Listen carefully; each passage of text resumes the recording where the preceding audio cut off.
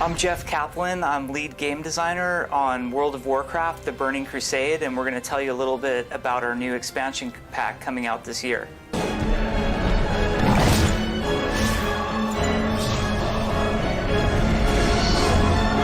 The Burning Crusade is actually going to cater to both playstyles, people who have been playing WoW since it released in 2004 of November, and brand new players. So the new players will have 2 new races to play.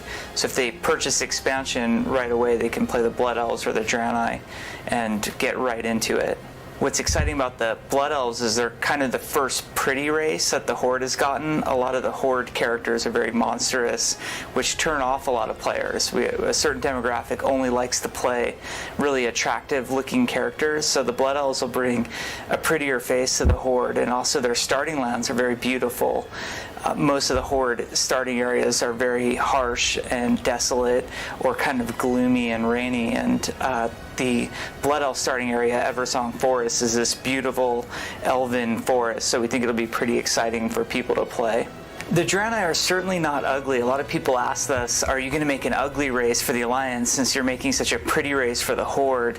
But the problem we have is we just want to make everything as cool as possible, so we weren't trying to purposely make the Alliance race ugly. In fact, if you look at the female Draenei, she's actually quite beautiful.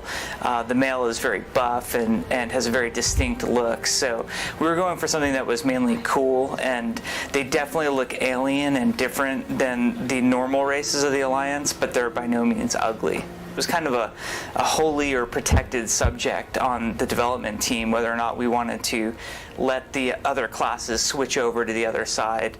And ultimately, we felt like we were constantly pushing the Paladin and Shaman in the same direction in order to keep them fair. Whenever we'd add something cool to the Paladin, we'd have to add an equivalent to the Shaman. And the way World of Warcraft class design works, each class has extremely distinct and unique abilities and sort of mechanics supporting that class. So we had 2 conflicting design philosophies going on, and we were more interested in making the Shaman and Paladin distinct from each other rather than constantly having to play a game of fairness.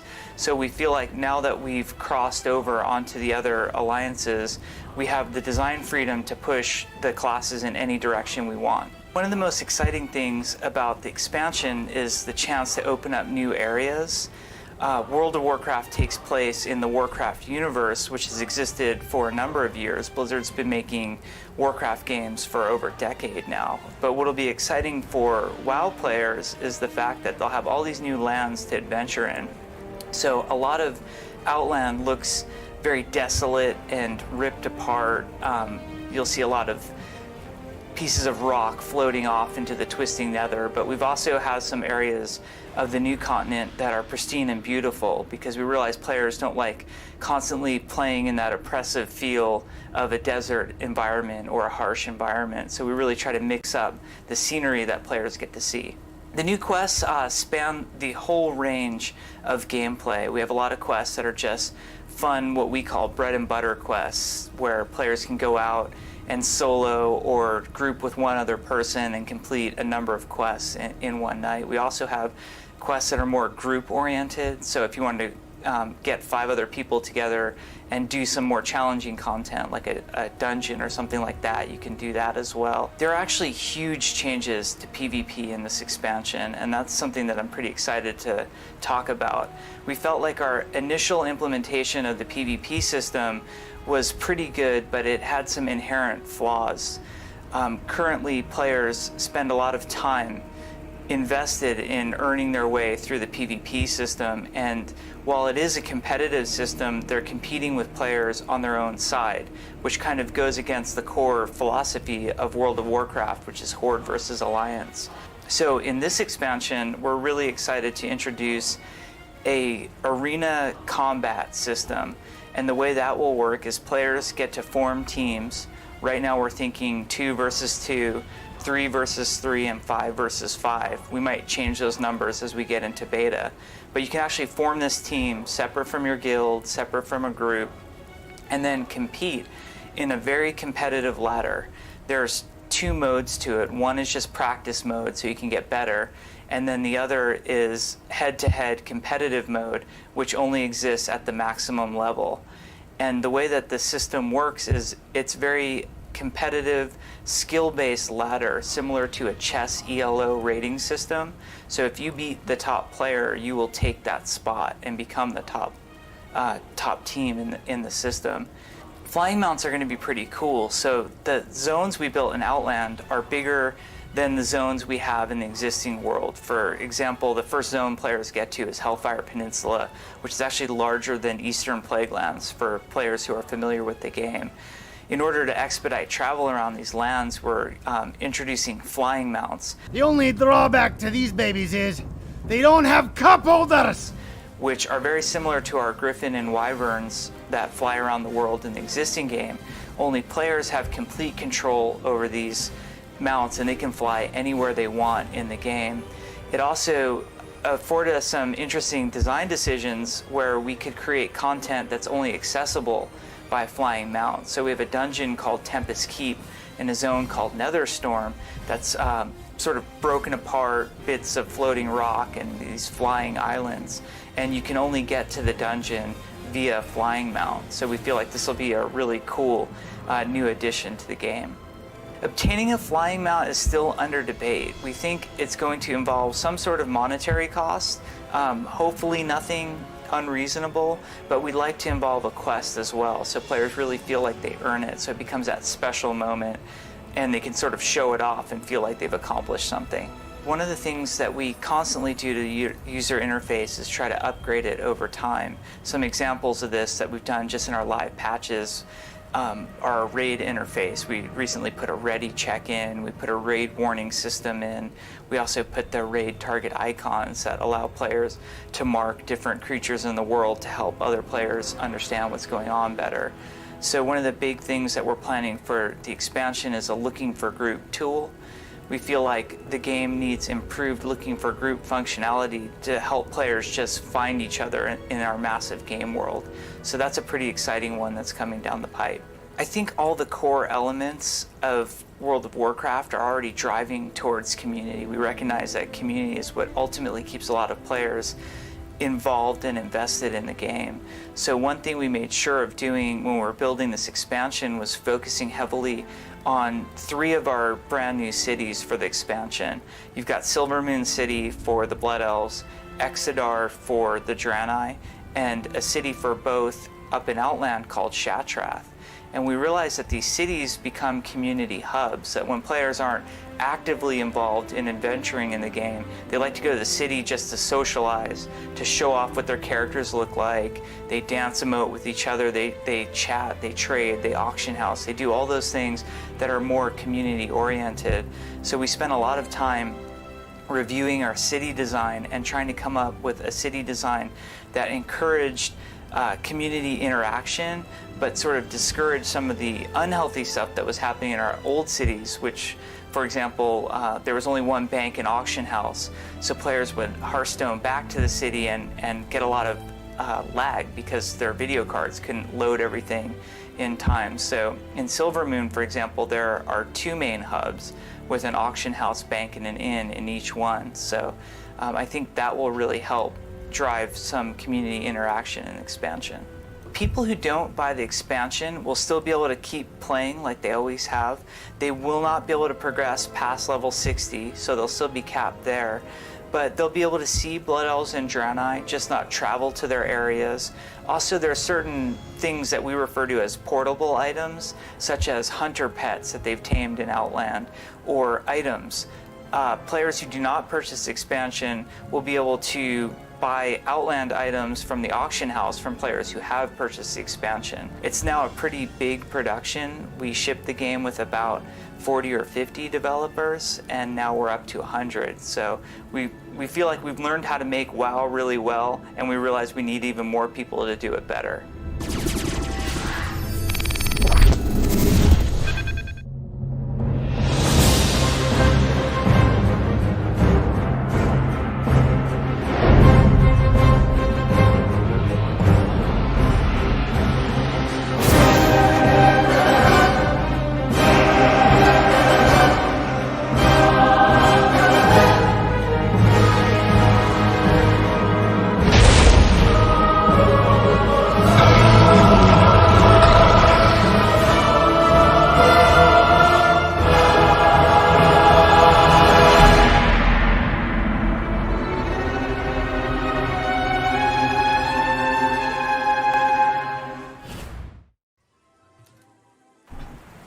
Alright, ladies and gentlemen of Azeroth, welcome back to another episode of The Dark Portal.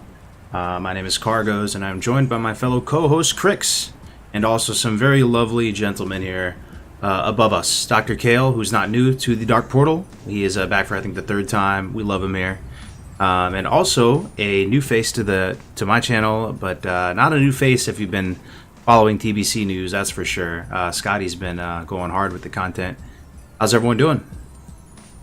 Good, man. Doing well, Excited. man. Same here. Same here. How's the sound, everybody? There's very, very high chance it's messed up. You know how we do. Very high chance it's scuffed. We're going to find out right now. About to find out right now, exactly. But good evening, good day, wherever you guys are checking in from. Basically, the plan with this episode is just to kind of shoot the shit. We're gonna take a trip back in time and just talk about TBC, share our thoughts on how we think things are going, talk about any news, maybe share some memories from back in the day. You guys will share some memories from back in the day. Also, I mean, we got some big brains here, chat. If you want to, fire off any questions. There's not like a super, strict agenda or anything today, but Crix, my man, it's been a minute since we caught up. How's everything with you, my man? But, I'm making sure my audio sounds good right now. I don't know if it sounds sus, but I'm doing great, man. I like the Christmas season, so. Why is Dr. Kale missing the Santa hat? True. I know. True. I wish I had one handy. Just quickly make one. Oh, Vegan Fox, good to see you. Yeah, Crix, you're looking extremely festive, man. I just love your background and all of it, man. Got me in the holiday spirit. Yeah, I really like Christmas. It was the one thing family did excellent back in the day, man. So, Oh, yeah. We're here. I love Christmas. If you've been in my stream lately, you know that we had a lot of Christmas music playing. I'll be sad to have to take all this down. Right. Well, you can leave it up through New Year, right? Isn't that generally the rule? Take it down. I'm gonna, January 1st, I'm removing it, and I'm actually redoing my entire room. So it'll be kind of cool. Oh, nice. Very nice. All right. Well, let's intro you guys to Scotty J. Any Scotty J fans in the chat? I'm sure there's a couple out here. Scotty has been going hard with the content. Scotty, my friend, could you humor us and answer a few, icebreaker type questions, if that's okay? Yeah, fire away, mate. Go for it. All right. Sorry in advance. Ooh. Let's see here. There's our holiday special slide there. Look at Illidan with the Santa hat looking like an absolute snackety snack. All right. Dr. Kale has already been through this. Now it's Scotty J's turn. Let's see if we can't pull this up. All right, Scotty. History with the game, if you could be so kind. Share with the people. The annotated. I've not played it before. What's it about? The UK wit. You'll love to see it. You'll love to see the UK humor. the UK humor. I actually do. No. In all seriousness. So I've played since the first week of launch back in 2004. Played through all content, clearing it when it was current content, all the way up to Legion. Stopped playing in Legion, just burnt out of the game, really, I suppose. And then started playing private servers.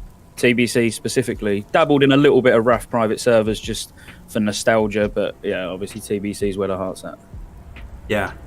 I live in this, I love TBC too, don't get me wrong, but, I hang around a lot of classic Andes, and it's interesting, I like listening to your channel, your community and you are really, really into TBC, and just getting your guys' perspective on it is interesting to me. Anyway, appreciate you sharing that. Next question up is, what class fantasy resonates with you the most? I'll be honest, I'm not about class fantasy, race fantasy, anything like that. I'm about trying to top damage meters or top healing meters. I don't really care about anything else. But if I was going to have to pick one, I would probably say something like the rogue, sneaking around and just stabbing people in the face. Nice. I could find that quite fun if I was to become an IRL character. So you gravitate towards more physical damage dealing rather than magic and stuff? 100%. 100%. Mm-hmm. Very nice. Those are kind of the two big buckets, right, chat? You kind of figure. Some people do prefer. What about you, chat? What do you guys identify, class fantasy wise, like the most? Those are the two main buckets, and then it gets a little more broken down from there. But anyway, favorite race in game, or does it no preference? No preference really. I mean, I'd probably lean more towards female night elves, but For like like attack animations or something like that. You like the like Dr. Kill facepalm, no, just generally trying to top the world record of number of consecutive flips. Oh, right. Is that not all that matters in game? That's the real. I can really see him doing that though. That's the thing. He really is that guy. That's funny, man. All right. Well, what's your flip record, man? 16, I think. Damn, that's a lot of WoW. You have to play WoW a lot of time for a lot of time to get 16 straight flips. 16 straight flips on the bell. That's crazy. Does the Blood Elf flip or not? I think they twirl, right? No. There's a twist, yeah. Yeah, Yeah, they little... twist. Which is the lamest thing I've ever seen in my life. Okay, favorite zone. We're almost through it, man. Hang in there. And why? It doesn't have to be for RP reasons. It could just be like, for efficiency or something like that. Well, I feel like I should probably keep it TBC themed. And it's probably a weird one, actually. I think when you ask people this, the majority of people say Nagran. I don't know why, but I reckon 9 out of 10 say Nagran, but I'd say Terakar Forest. And the only reason I'd say that is because it's probably one of the most unique zones, as in it's actually 2 zones in one.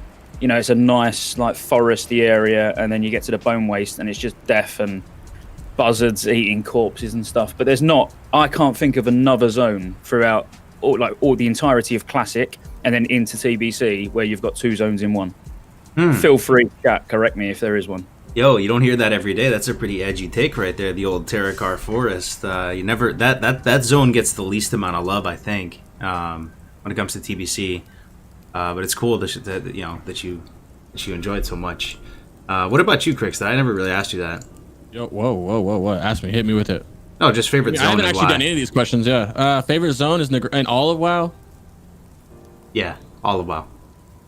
Winter, spring, shocker. Winter, spring. And then winter, spring, and Nagran for TBC. Probably those ones. Yeah. Not a bad answer. I like Jara Classic wise too, actually. Oh, Fellwood. Love Fellwood. Fellwood. I love Fellwood, actually. Wow. Fellwood. Well, you're definitely a warlock at heart, that's for sure, right? Love Fellwood, bro. Love Fellwood. Love it. But I wouldn't say class fantasy wise I would relate with the warlock, unless people say I drain the life out of people. I guess that, I don't know, Kale. I probably drain the life out of Kale, so I guess I would be warlock. Oh, man. Because Scotty J's here, we'll modify this next question too, just because I know you're a man who enjoys his beers. Favorite snack and favorite beer? Favorite beer? I'm going to have to say Carling, because the stream's more or less sponsored by Carling. There's that many cans that get thrown around this room. But it's not. But that's my most frequently drunk beer, just because it's cheap. But favorite would probably be, it's actually a cider, Stella Sidra. Would probably be my favorite. Yeah, I've had that one before. And snack-wise, it's just got to be Doritos and dip. There's just nothing better. Doritos and hot salsa dip with a nice cold beer. Doritos and dip. Never tried that before. I usually go for just the vanilla tortilla chips with the salsa. That might be the move. Enhance the flavor even more. Yeah, man. All right, we're almost through it, brother. Hang in there. Favorite version or iteration of World of Warcraft, and why? Oh God, this is just going to be so. It's not going to be the right thing to say on a TBC podcast, but Wrath of the Lich King. I love TBC, don't get me wrong, but Wrath of the Lich King for me was when the game was at its peak. And if it weren't for TBC being around the corner, I would be playing Wrath of the Lich King private servers now. But it's only because it's too far away from being a classic release that, give it a year into TBC, and then you'll probably see me disappear from Classic and playing strictly on Wrath private servers. Yo, I was not expecting that. Were you expecting that, Crix? Did you know that about Scotty? Yeah, I know. Yeah. Wow. He's definitely he's a Lich King guy. Lich King, huh? He's on the private servers on Lich King for a while too. Yeah, he's just using TBC as a filler, right? Exactly that. Just step into that. That's Just a crazy, filler. man. Okay, and then just one final question, and we're through the cringe. If you could visit any year, what year would that be and why? 1966 to get smashed while England win the World Cup.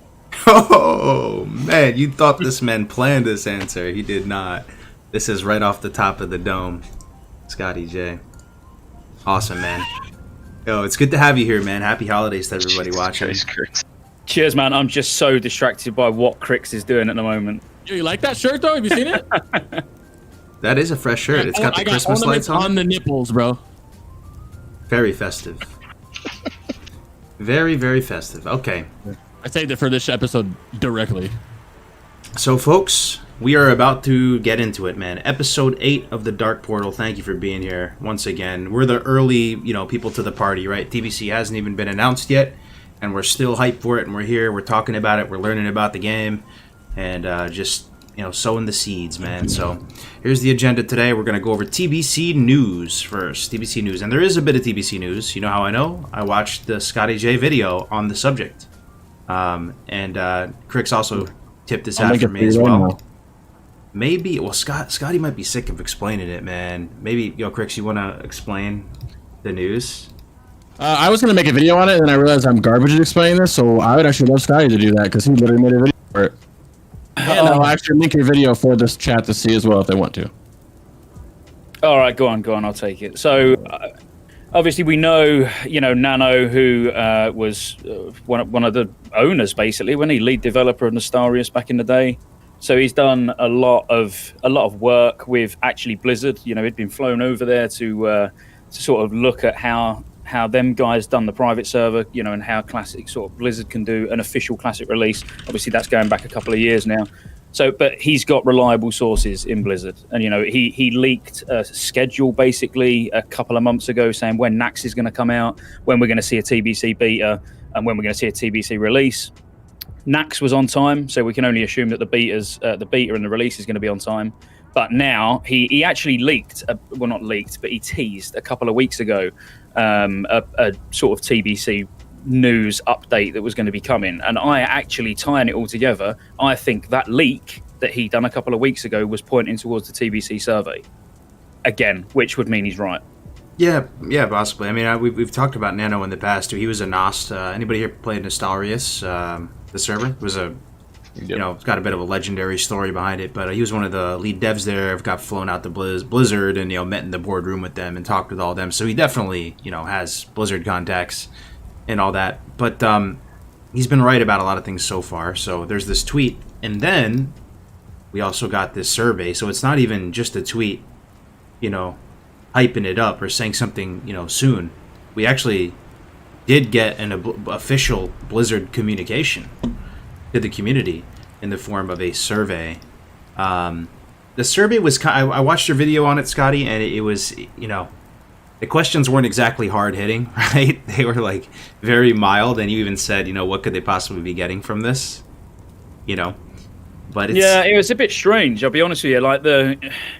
It is marketing purposes, and I think purely because they're, coming towards the end of a financial year, they're probably looking at where they can spend their budget next year. I think that's my best guess, and going by some of the comments on the YouTube video as well. So where they're asking about, what's more important to you, PvP, PvE, blah, blah, blah, it's probably then they're going to, heavily tailor a TBC trailer or, teaser trailer or something like that towards what the majority of people want. So if it's PvP, they'll focus on arenas when they're advertising. If it's PvE, they'll focus on the new raids.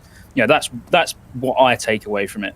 But largely, they were, fairly fluffy questions, weren't they? Asking how you ignore people and how how toxic people are in the game and stuff. Yeah, I don't see the relevance. Yeah, there was only a couple, like you said, 3 that were specifically related to TBC, and then the rest was kind of strange questions. But also, any classic Andes watching, even though we're doing TBC, stuff tonight, there is, people were wondering, would Blizzard do a fresh realm for classic servers, right? And it seems like they're flirting with the idea, because that's one of the questions. Which one was it? So there was one question here: how likely are you to play a classic version of the TBC? Probably literally everybody and their mama hit very likely. And then where's this other question? There's another question on here anyway, where they're talking about a new fresh start WoW Classic realm where all content is released to day one, or you could play TBC Classic, or you'd play them both equally. That's really interesting. So that makes me think that there's a good likelihood that there'll be some fresh Classic realms for the folks that enjoy that iteration of the game. Give them something to look forward to. How do you feel that will affect TBC servers? I don't know if it will. Bad way? I think it'll be a small niche portion of people that enjoy Classic more than TBC for a bit. I do think once the dust all settles, people will come back to Classic a bit, but I don't know. Different strokes, right? Different strokes. Dr. Kill, what do you make of all this, man? These questions? Anything? Oh, you might be muted, brother. Oh, no. Okay. He's too busy playing with his hat. I am. I was trying to get my festive hat going here. Oh, kudos, though. He did make one. Yeah, Scotty told him to make one. I did. How'd you do that? What is that? Is that a plate? It was like... No, it's like I think wrapping paper. Wrapping paper. Oh, yeah. Very nice. Christmas wrapping paper. Clever use of game mechanics. Yeah. So you're talking more like on the survey? Yeah. Just with the TBC server stuff. I don't know if there is much to take other than Blizzard's highly likely going to announce TBC pretty damn soon. It kind of just feels more like feelers than anything to me. Yeah. But is this so? In your guys' experience, is this new? I'll be honest with you. I know of surveys going out before, but twice in such a short space of time about the same game. Yeah, I think that's really strange. Yeah. Sorry. No, go ahead. No, I didn't have anything interesting to say. The 3 questions they asked TBC are the same ones they asked us on the first survey, weren't they? Yeah, well, very similar. Yeah. Except for the Classic Fresh. Except for the Classic Fresh. There's never been a mention of Classic Fresh before until now. So, it's looking good. We got another official Blizzard communication about the subject matter. The thing that's interesting, though, about Nano's tweets is he said, one way or another, I think we'll all be talking about Classic's TBC schedule by New Year's. By New Year's. That's in 10 days, tomorrow. Man. That's we're very close to that. I was thinking that it was going to be on BlizzCon Live that we would get any sort of announcement. But if you're trying to test the credibility of Nano, this might be something to look towards, right? Like if we get any kind of official schedule by New Year's, if people want to see this as a trusted source or not. I've spoken with him before. He's a nice dude. Yeah. I agree. I would say if we get an announcement by New Year, we will 100% have a beta in March. March, doesn't that feel like it'd be really soon? Unless they're just working on it the whole time. Unless they're just working on it the whole time. You guys ever think that classic versions of the expansions will ever reach the even close to what the population of the game was? Will Wrath hit 14 million players? Wrath Classic? I don't think so, man. I think no. I was watching. You can actually go. By the way, chat. You can go on YouTube and search for old BlizzCons. Even all the way back to 2004, 5, 6, and you can watch a lot of the panels. I didn't even know you could do that. So I did that, and I was looking. I found this one video, and the guy was talking about. It was Mike Morheim, and he was saying TBC was a massive success. We have 9 million people. Which is more than the population than a lot of countries and stuff like that. So it looked like TBC was at 9 mil at peak. I don't know. I don't know if we'll see that. I feel like there's too many other things for people to do than play TV. There's so many other games to play versus back in the day. There wasn't that many games to play in comparison to nowadays. And PS5 coming out, Xbox just came out, all this stuff that I think it won't be that many people playing it. Well, I think the biggest contributing factor is retail. At the end of the day, you're splitting your audience straight away, aren't you? I know some people play both side by side, but it's quite time consuming. Yeah. What have you noticed so far about retail coming out and just kind of the state of things? Any takeaways? I'll start, I guess. Retail looks like it's in a pretty good spot. People seem to be enjoying it still. You look back at past expansions and it kind of shoots way up the hype and then it lasts for a week or two and then it comes back down hard. Shadowlands has beaten that initial test, right? People seem to be enjoying it. But I have seen some of at least the classic streamers and stuff gravitate back towards classic a little bit more in the past week or two. People playing hardcore, people playing classic, they're coming back a bit. So, it'll be interesting. Yeah, the one thing I was kind of curious is how Shadowlands would mix with Nax being launched, and at least the private server side, we had a content release too, and it was surprising to see how well they actually all shared. Like a good amount of people playing Shadowlands still. First, for the most part, I saw still a lot of private servers were still bumping as well. Of course, things take a hit when the hype is really high on Shadowlands, but I think Shadowlands is good. I think it's there's definitely a lot to do. Yeah. Retail's also one of those things where you just get your character leveled up and you just do weekly stuff to maintain your character. You don't really have to know life it 24/7 during the week. You know what I mean? Yep. Yeah. It gives them time to play everything else. Yep. Yep. I've been fighting the temptation to buy it. I'll be honest with you. I Oh, said you I'd played it never yet? buy retail again. No, well, I played all through the beta, but I think that was why, because I played the beta. I was like, what's the point of buying the game? It's the whole game. Exactly. Not missing much. So here's my question for you, chat, and for our panelists, first and foremost. You know, let's look back towards classic beta. You guys remember it? How it was and how it was rolled out? Do you think that they did it well? Would you like to see it rolled out differently if there was going to be a TBC beta? In a perfect world, how would you see it rolled out? And just some ideas that stir around in your head. You know, if they announced a beta, would it be 1 to 70, everything, just nothing gated whatsoever? Would it be 1 to 20? Would it be, or anything in between? I don't see why they would gate vanilla content unless, I don't know. Maybe just for. I don't see why they would, unless it's just specifically zones, like the new starter zones. I think maybe. Oh, go ahead. Finish your sentence. Go ahead. I think that was it.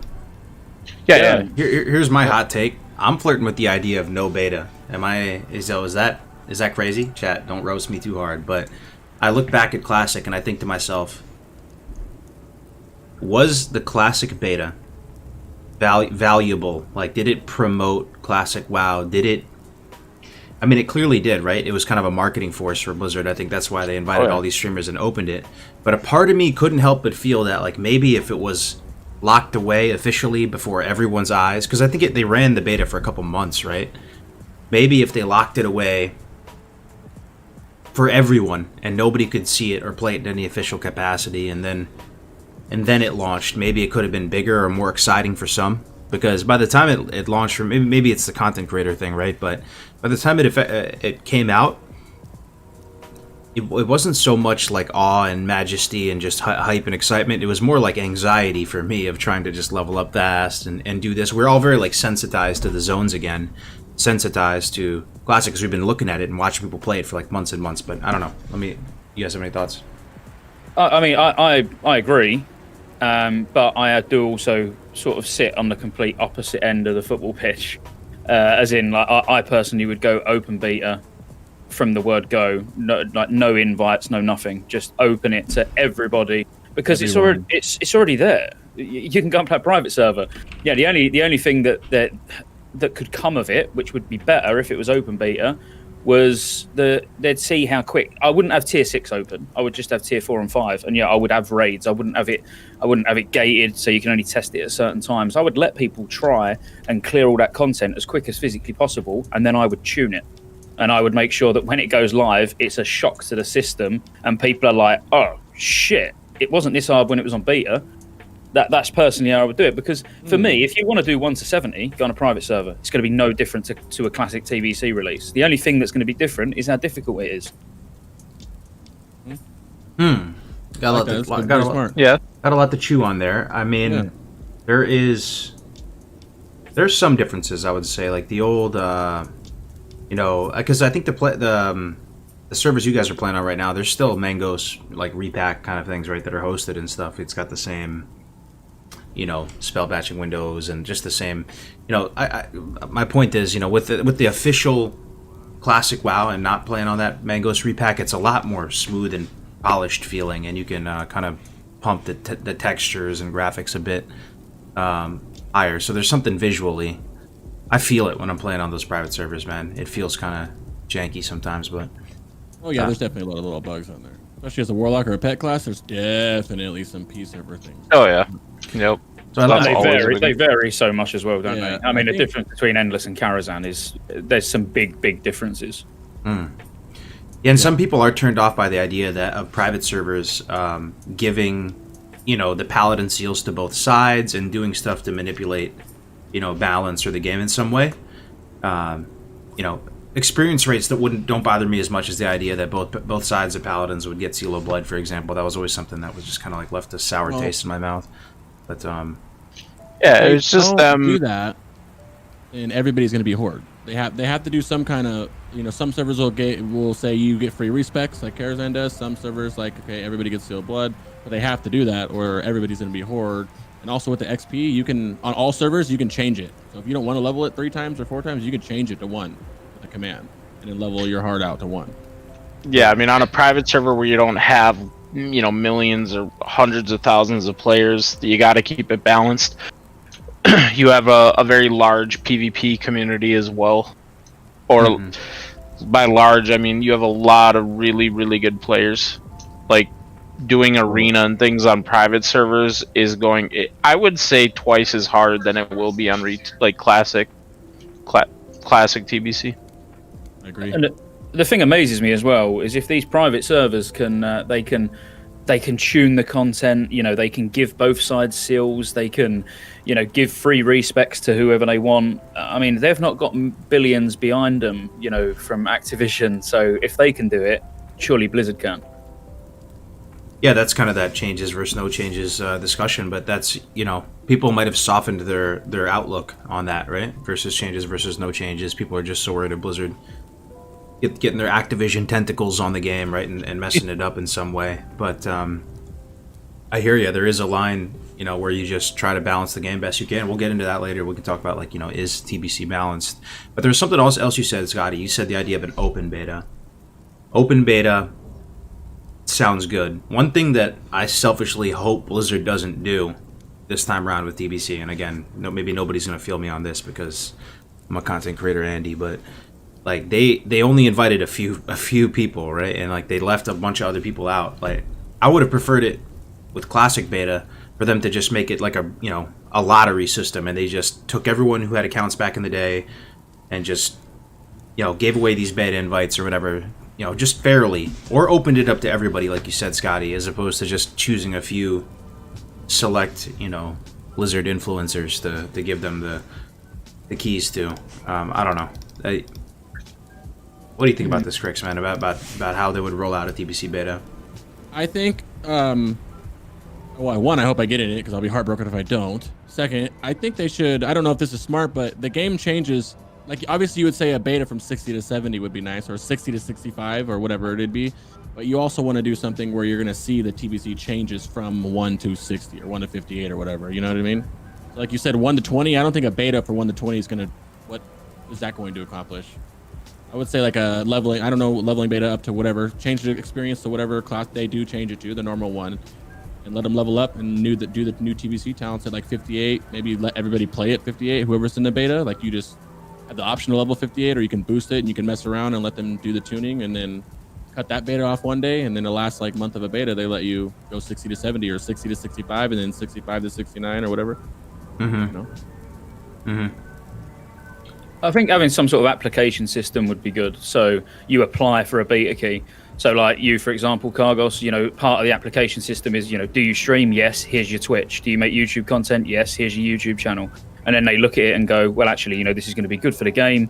The guy gets this amount of views. And I don't think it should just be only the big boys. They should look, if someone's got 500 subscribers on YouTube, but they're putting out regular content, that's still 500 subscribers worth of content that they wouldn't have people with their eyes on. Do you know what I mean? Yeah, I hear you. I mean, it is free marketing for them, right? But at the same time, it's almost like a separation between church and state to a certain extent. Like, it feels sometimes with Classic like it was almost like they had their bag of Blizzard influencers, and like it was kind of a boys' club. They invited, who they felt was worthy for these invites, as opposed to just like fairly giving it out to everybody. And I got left out of the beta, for Classic, so that's why I might be a little bit salty with it. But that's just from my perspective. I was like, okay, so Blizzard just kind of like chooses who they want to, give these to, which shoots other content creators in the foot and stuff like that. But I'm not dwelling on it. I would just want to see something fair. That's all. And honestly, that's the main thing. Wouldn't like an open TBC beta just once you run into ridiculous queue times? That is true. like insane queue times.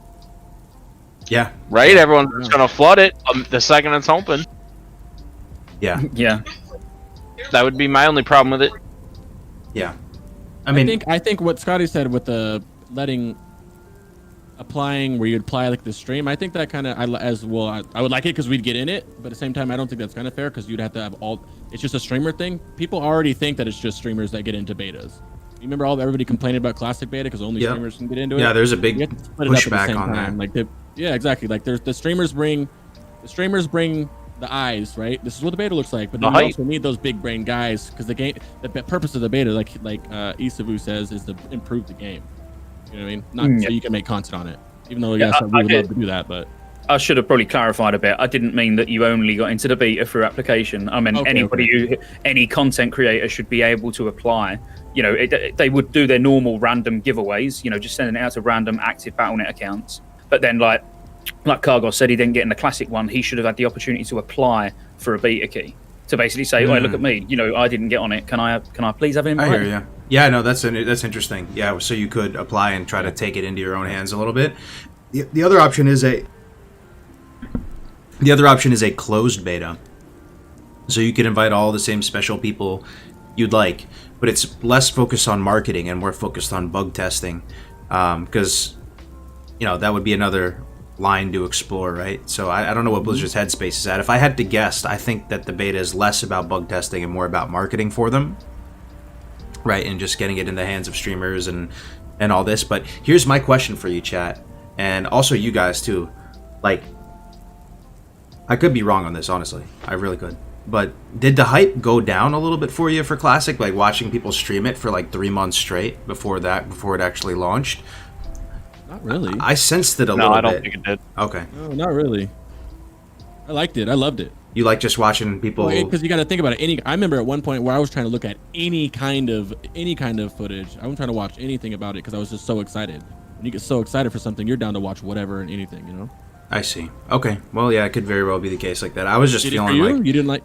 Yeah, it kind of did for me. Okay, why? A little bit. I mean, because you went 3 months of watching people play the game. So when the viewer like finally gets there and it's like, oh my god, Classic is here. Finally. I'm here in Elwyn Forest again. You've been watching it for 3 months straight, already for that. So I don't know. Yeah. That makes sense. That actually, I never saw that point of view. That's a really good one too. I like that. So that's just, yeah. You had what's his name, Gorthax or something on YouTube, where he just he puts all the videos of all the funny. Dude, those during beta were so funny. He just like piled all the funny clips from all the other content creators, and my god, that stuff is funny. Yep. So it like, if we just look at Classic and how it was done, TBC is likely to follow suit, right? So how did they do it for TBC? Unless they change something, they're going to announce it at BlizzCon Line or whatever, and then they're going to invite a select few of people who will stream it for 2-3 months before it eventually releases. That's the precedent here, so it's just throwing it out there. Okay. Well, testing though. Well, they do have to do some raid testing. They have to do all kinds of testing. I'm interested to see. I honestly just think that they should involve private server people in it, man. I'm sorry. I know they don't care about it, and I know private server shit is not supposed to be in the game, but that's the people I think they should be talking to a little bit of too. Like they talked to Nost, right? He was a private server guy. Like they need to keep doing that as well. These big brain people, when the private server guys, they know a lot about the game, and these guys can help. TBC when it launched TBC Classic. Was this Gummy? What was that guy? He's a really good TBC private server scripter. Yeah, he's kind of controversial though. I don't know if like Blizzard would want to work with Gummy. I remember. No, I know. But there's some just like those type of people though, man. So send them Jerry, bro. Yeah. So, no, I mean I know they had sent him a letter or showed up at his door and things like that. So. Good, man. Here's another thing that we can talk about too. Lessons from Classic. What did you learn from looking at how Classic rolled out? How Classic played out? Is that affecting you guys in some way going into TBC? I mean, especially from you, Kale, too. I mean, because this is not your first rodeo with TBC. You've been playing these servers for a minute, right? You've probably got just an interesting take. Like, it almost seemed like last time we spoke, you were like, I'm just gonna kind of chill and not go too sweaty with it, you know? Yeah, I mean, I voiced a very strong opinion. I'm not about, like, TBC's my baby, so I want to enjoy it, and I don't want to push for speed clears and things like that. And like I said, maybe once, like if they're gonna release tiers individually, then once per tier. But no, I like killing TBC bosses with friends, and I don't need to make it any more competitive than it needs to be for me personally. Mm-hmm. And then yeah, of course, like classic, just going into TBC in general, like I mean, again, the huge advocate for the fresh start too. Yep. The fresh start. Some people say that this and I don't mind, like, what I would be okay with is if they want to like release TBC and gates like level 60 for the first 2 weeks for the fresh servers. I'm fine with that. And then I'm fine with the super sweaty players that are going to level to 60 and then start running Nax within that first 2 weeks, or running AQ40 or whatever they want to run, and then take that gear into TBC. It's just not going to be full tier 3 players. That won't be possible, but they can definitely go get some level 60 raid items. I don't care about that. The more and more, I know we've talked about this like every podcast, you know, but the more and more I think about it and just really visualize, like, realistically going into TBC, the more and more I feel like playing on a fresh is the play. You know, I feel like it would hit different if TBC hits and there's a bunch of people in full tier 3 with full consumables and 9 trillion gold, and they just hit the ground, not even running, they hit the ground sprinting, and it would just epic flying, bro. They hit the ground flying, bro. They hit the ground. They don't even hit the ground. They don't even hit the ground. Yeah. Like Kale said, they're right into Karazhan immediately with their tier 3 gear on and just slaughter all of it. It's just T5. I mean, honestly, I think you could do. If it's as easy as we're all expecting it to be, I'm pretty sure you could go all the way through tier 5 with tier 3. That's crazy. It's just the gear is itemized almost perfectly, and then that it happens every expansion, right? Sunwell gear is itemized insanely perfectly, and Ice Crown Citadel, and then so on and so on. Like, the gear is just too. It's so good. What about you, Scotty? Like, I think. Any lessons from Classic? Like, even just think about things like server balance, faction queues, layering. Think about how the itemization, or the what do they call it, progressive itemization versus whatever the alternative would be. You know, just the what we have right now, just with the static like Final Form ones. Now, moving into TBC, or think about changes versus no changes. You alluded to that earlier. Think about your experience, and did you have a great time playing Classic? Is there anything that you could change going into TBC that would make you have a better times? I'm not trying to lead the passer too much, but you know, maybe you have some stuff that comes to mind. The biggest concerns for me is difficulty and how they handle certain things that could potentially ruin the game. And what I mean by that is, yeah, okay, if there's a big difference between going in with 2.0 itemization and 2.4, obviously, but if they were to take things from 2.4.3, like having heroic keys honored instead of revered, for example, that would be a shit show, in my opinion. And when you talk about faction balance, look at some of these 1% servers. That should never, obviously that didn't start like that. You know, that escalates over time, and that needs to be controlled. And I think that's one of the biggest things, you know, in TBC. If you've got servers that, especially PvP servers, that are, you know, a 1% alliance, 99% horde, you know, how do you combat that? And that is going to happen. Like Crick said earlier, if you've 100%. got Seal of Blood on horde paladins only, then I think we're going to see that more and more. Okay, I never actually asked you guys this, and maybe Dr. Kale would be the biggest authority on this, considering this is his main. Dr. Kale, choose your words wisely, my friend. Would you want Blizzard to add Seal of Blood to both factions? Yes. You gotta like, as much as like I don't care about Alliance. When you say a PvP server, it's 100%. You're gonna have an Alliance PvP server, and then you're gonna have 10 Horde PvP servers. But they're gonna be so tilted that they're legitimately gonna be PvE servers. I come from the classic server Stalag, which was 99% Horde. It was a PvP server. I promise you, it was 100% a PvE server. So pretty much like what happened in Classic, like with Skyrim and a lot of other servers, right? Like it became ghost towns. It's going to happen. So there needs to be balancing. Like the no changes thing, I'm all about, but I also want world PvP. I want the Alliance. I want there to be buffs to the Alliance or something, an incentive for the Alliance. I do. I'm still gonna play Horde, but I would really like to see something done for the Alliance to make people want to play it. Yeah, here's my little spiel too. I've talked about on stream the idea of like it's okay to play static games, and people talk about like, hey, Kargoz, don't you get tired of playing Classic over and over and over? And for sure, I get fatigued, I get burned out, just like anybody else. But I do think playing static games, you know, it's where discovery ends, mastery takes over. That's what Baba Show said. He's one of the OG vanilla WoW people. And, you know, as a quick aside, that's one thing you should ask yourself. Do you like watching discovery or mastery? Do you like seeing someone discover content for the first time? Or do you like to see someone masterfully execute, you know, a game plan with amazing finesse and stuff like that? It's a quick aside, though. But my thing is, so I used to say all that, right? And I used to point towards games like Dota and CSGO and say, those games are static. Those games are static. You know, they're timeless, right? But they actually balanced those games. I logged into Dota today, and there was a balance patch. They changed the items a little bit. And they still call it Dota 2, you know, and it just made me think to myself, maybe if they did tweak some stuff in WoW or TBC, whatever, you know, you're still playing the same game, but it's just a constant dynamic evolution of changes, similar to how those games do it. I don't know. Does that even make sense?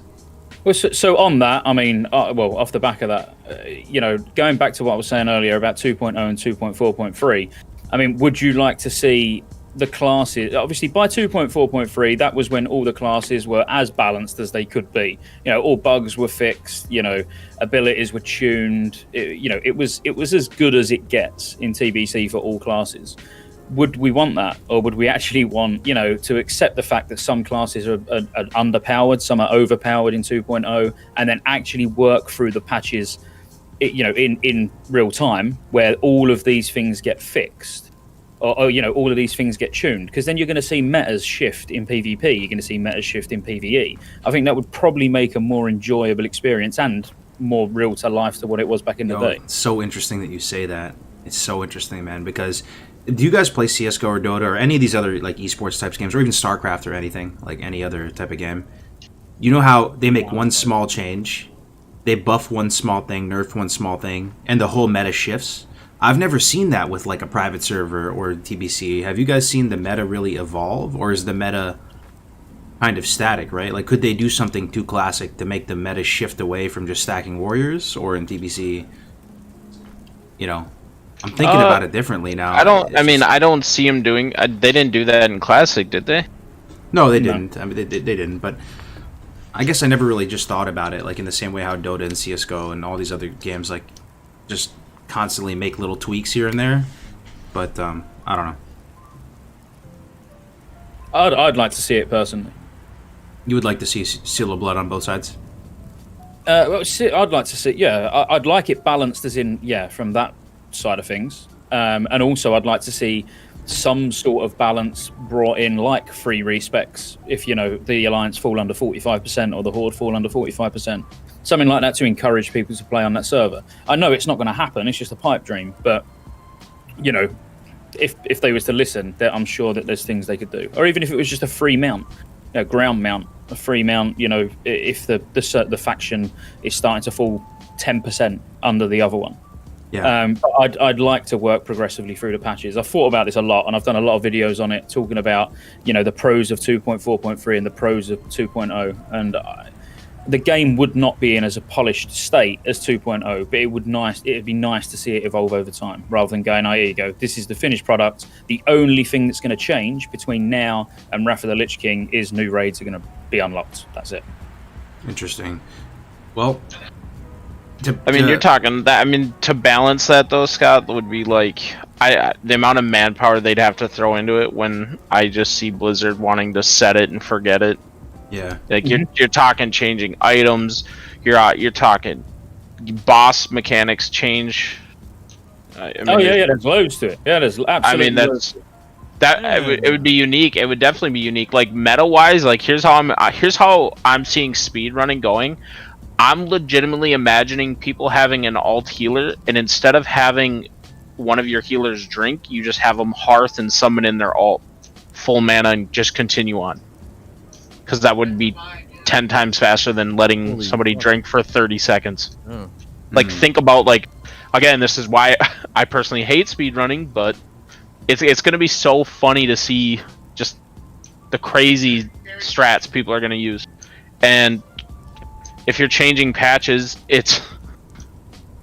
that would be the fun part, is just to see things change and then people change their strats and just min-max it immediately. Would just be awesome. But I don't see it happening. If it does, cool, but if it that's a lot of work for Blizzard, and I don't know if they'd invest that hard. Like I said, it's a pipe dream. It's a pipe dream, yeah. Yo, Chris, can I ask you something, man? Yeah. So you quit Classic at some point, as I think, I think Kale and I saw Scotty playing it the other day, actually, so maybe you didn't full on quit, but I think Rick's quit. And for those of you that quit Classic in the chat, what made you quit, man? And if it was just normal burnout, like maybe that's just fine, leave it at that. Like maybe there's nothing wrong with the game. Everybody burns out. It's the cycle of hype. It goes Everyone up, say world boss. I enjoyed it. I had a lot of fun. Obviously, we had a lot of fun until about BWL, and then halfway through BWL is when I quit. But we did an MC speed run, right? We did pretty good. Did a BWL speed run and did good. And then I thought to myself, fuck these world buffs, man. This is tiring. And then on top of that, I got to do MC every week, and it's like, oh man, I don't have the patience for it. So I was still raiding, and I was a GM of the guild, and I was still raiding with my boys. And then I got on Endless. So I want to try this out, and then I just absolutely fell in love with it, and then quit, man. And it was just so much. I needed the raid time with Kale, actually. So I was like, yo, we're getting there. Kale, I need to. So what about TBC appealed to you so much though, comparatively to Classic? Was it truly like the world buffs, like what Kale's saying, where you have just a better quality of life and you can experience all the end game content without having to do all those chores, or if you had to put your head right on the nail, or whatever the expression is? At first, what led me to it was TBC back in the day was the original TBC. That's when I started hard. Like I didn't raid hardcore, but that's when I was 15, 16. So that's when my brain was able to function and think of mechanics. And then into Lich King. So that's what led me into it. And I knew that Blizzard was going to do it, and I wanted to play it. And then what made me fall in love with it was the raids were hard. I remember doing a raid with my first guild, and it was hard. I was like, oh, why is this so hard? And they're like, oh, it's overtuned. And I loved it. And now we're back to progging in an expansion where my class, the Warlock, is like night and day difference pretty much from Classic, right? And then, I mean, it's just so many. TBC is just TBC, you know what I mean? The flying mounts I'm not really. They're all right. They're convenient, but it's not a big deal. The raids, man. The raids, the T5 tier. It's just even on retail when I was playing, I would go get T5 transmog stuff. Yeah. Now I can raid it. Now I can raid SSC and Lady Vash. I never knew that you had to get those those tainted cores. So I never got to get the T5 helmet when I transmogged it because I could not figure out for the life of me why I can't finish killing Lady Vash. And now I'm on a private server, on an Overtune server, progging it with Kale. First raid with him, and it was a blast, man. So I needed to free up that raid slot, so I quit Classic, man. Passed GM to the officer, and he's doing a way better job than me. And they just cleared Nax the other day for the first time, bro. Big shout out. Before I forget this, I think this is one thing that I was feeling, but again, I don't have as much experience as you guys with TBC. I was feeling when I was playing on Endless on my Druid, and I messed around with a couple classes, it wasn't just Druid. I felt like the talents and the abilities that you get in TBC, they flesh out the classes and specs more, but it doesn't take you to that point where it's homogenization, where you see, like, even starting in Wrath, in my opinion, like, I know Scotty loves Wrath, but like the classes have, you know that term homogenization in the context of this, where the classes feel like they have the rock, paper, and scissor, all of them, and it like the classes still feel like they have that unique flavor to them, but they're just a little bit more developed. That was it. I agree, absolutely agree. And like what you're saying, Wrath, like everybody gets an AoE, everybody gets a slow, everybody gets a stun. Yeah, it does start to go down. Speed too. Lich King is when you get like Burning Rush and shit like that. A lot of classes have speed. Yeah. Do not get Burning Rush in. Or you say Legion, or what did you say? Burning Rush. We don't get Burning Rush. When do we get Burning Rush? That's not Lich King with Demonic Gateway and stuff. Demonic Gateway haunt. No, dude. No. I didn't play a Lich King Warrior, a Warlock. I know we get Demonic Warlocks Gateway. they get to teleport to their little demonic circle. That's all they get. Yeah. Whatever it's called. Oh, they can port right to wherever they set their little green thing on the demonic board. gateway. Oh yeah, yeah. I remember I that think when everyone started to get speed actually was Mop, wasn't it? Because that was when rogues got burst of speed. Yeah, they got. I'm really excited for Lich King. I'm like super pumped for Lich King. What More about than TBC probably? What about you, Scotty? Comparing Classic to TBC, it seems like you like TBC more, but I don't know if I've ever asked you this. Like, comparing the two, like, what about TBC is, try to take away the idea that it's just fresher and newer because we've had Classic, right? The grass is always greener. But if you're just looking at the games side by side, as unbiased as you can, like, what do you prefer about TBC? All right, so look, I'm still playing Classic, literally only for basically preparation for TBC if the servers are progressive. But I must admit, I'm more or less forcing myself to play Classic at this point because I just think there's a severe content drought. And when you say what do I prefer, I mean, if you put them side by side, in Classic at the moment, when you're level 60, you do go get world buffs, you log out, and then you go and raid for an hour. That's it. There's no real reason to go to dungeons. You don't even need to go and do a tribute run anymore. There's people just sat there holding a lockout all the time. But that's removed in TBC because, especially for me and even Cal, to a certain extent, we play hybrid classes. I'm going to be playing a druid and a paladin in TBC, so there's always going to be a need to go to do heroics and help the guild, and because I'm going to want the Badge of Justice gear for all specs. So essentially, I've got 2 classes, 7 specs to gear out. So, I'm going to be exalted with all the reputations just getting that off-spec gear because, as I say, Cal and Crix, you guys know, and Kargoz, you're going to be changing specs fairly frequently depending on your class. Mm-hmm. So you want to keep all your off-spec gear up to date. So it's that, for me, on TBC, you log in and you don't have to think, oh, what am I going to do now? You log in and it's like the content's it's there waiting to be grabbed. Whereas with Classic, you have to force yourself just to go and do something. That's pretty well said, man. What about you, Kale? Do you second that, or do you have any just comparing them side by side? Attunements are more like arena in general. So like PvP, like you can get you and a few friends and go do arena, which I like the PvP aspect. I don't like grinding high warlord. Tip my hat to those psychos that do that, but attunement wise, like that would be a big thing for me. It's a lot more team. I mean, there's still got an amount of teamwork, I guess, with Classic attunements, but yeah, I really like the TBC ones a lot better. And him speaking about multiple specs, like maybe Blizzard gives Alliance dual spec, which would be a really, really big one. Damn. That would force people to play. That would honestly make Alliance a lot more valuable, because your raid could flex so much smoother if you have dual spec. That'd be so dramatic. I know it would, but that's what it's gonna take. Like, it's already super horde. Horde's gonna just be too big, so that's why I'd say something crazy like that. Do you think because you really know the ramifications of this, right? Not to beat a dead horse too long here, but would it be as simple as giving Seal of Blood to Alliance? Like, would that move the needle if you just had to guesstimate here? Like, are we talking like a 5-10% shift in population by doing that, or is it? I think the thing is, like, because content will be easy, it won't be needed to clear stuff, but like PvP wise, Seal of Blood breaks sheeps. It's really strong. It does more damage PvE, and it has more utility PvP. Yeah, and we talked about how, like, kind of on the Paladin front, the best spec they bring to the table, in a sense, is kind of Retribution, weirdly enough, right? For all the classic candies out there, they're like, what the hell, Ret Pally? But yeah, if Ret Pally is the best, type of Pally, and not having that would suck, right? I think it'll take more than Seal of Blood, but Seal of Blood would be a good start. Would be a really, really good start. Interesting. Well, I just to contribute to this a little bit too, when I look at TBC and Classic, like, I love Classic so much, man. I mean, it's mainly, I really do think it's the best game when it comes to the leveling experience, but that's not everybody's cup of tea, right? But, when I look at TBC and some of the stuff I enjoy about it more than Classic is just the smaller raid sizes are great. To be honest with you, that contributes to me not enjoying raiding that much. 40-man raids is too much, man. It's too much for me. Like, I agree. I agree 100%. I hate to say it, but it's kind of. Well, that'll come into like your serious guilds that are gonna split run, right? It'll be a lot more efficient to split run with 25 than it would be multiple 40-man groups, or even if you're running Molten Core with 30 or 25 or something. It's still, the play is still like even tokens, right? Like you don't have to just hope for a warrior token to drop. I guess early on, you just get you can just dictate which person gets a token versus the actual set armor piece.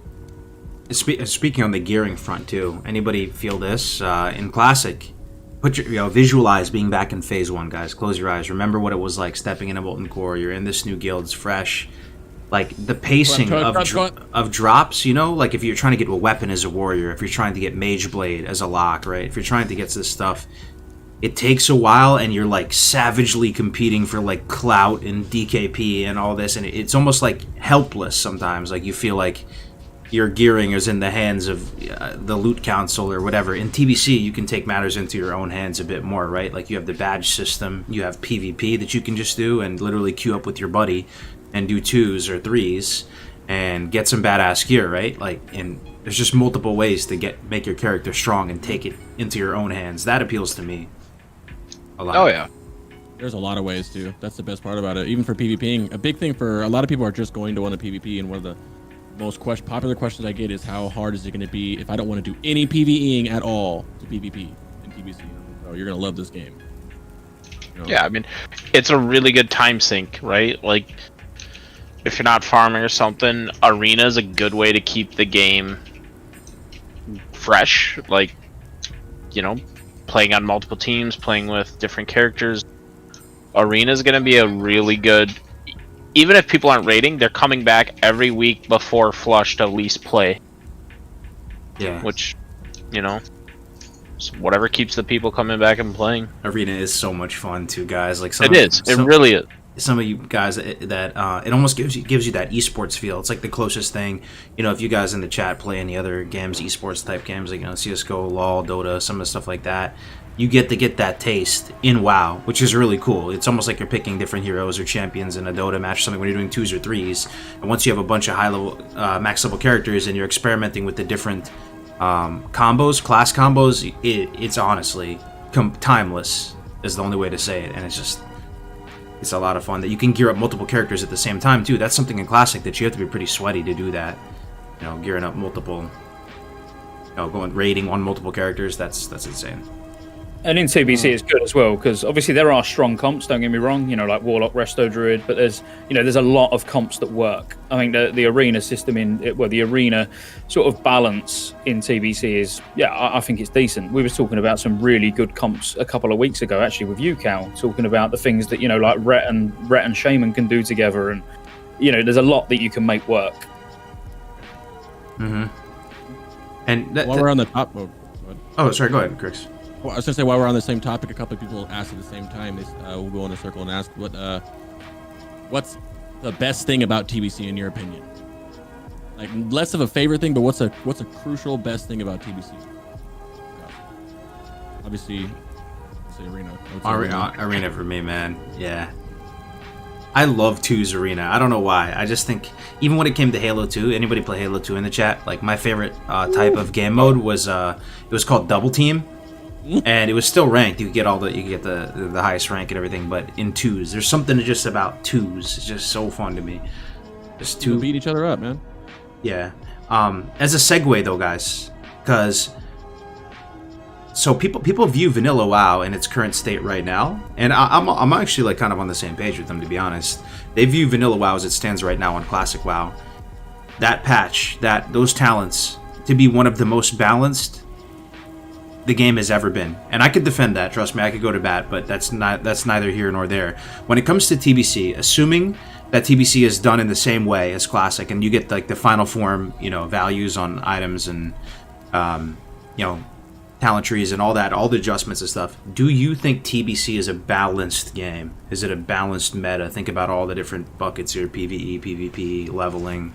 What do you guys think? Kind of, yeah. I don't think so. Definitely more than Classic. Yeah, definitely more than classic, but is TBC balanced? No, Like not really. Are you thinking more on the raid side, like DPS side, Kill? Both.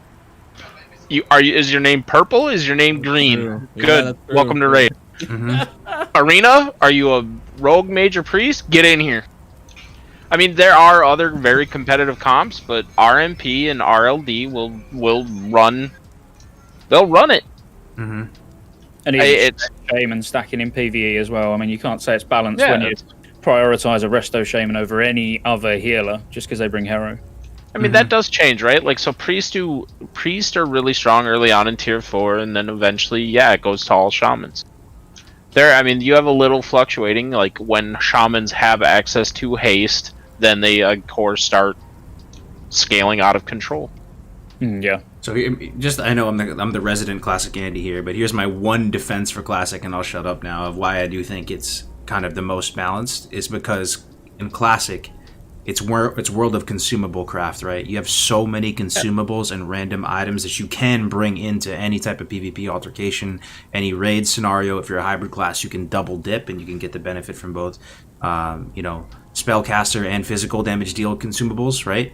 And it kind of just evens out a lot of the imbalance, like baked into the talents and specs and stuff like that, right? And you can, if you have enough bankroll to dump and hemorrhage money into enough stuff, you can kind of balance it yourself, unless you're playing at the most tippity-toppity level. In TBC, there are no more world buffs, as you said, right?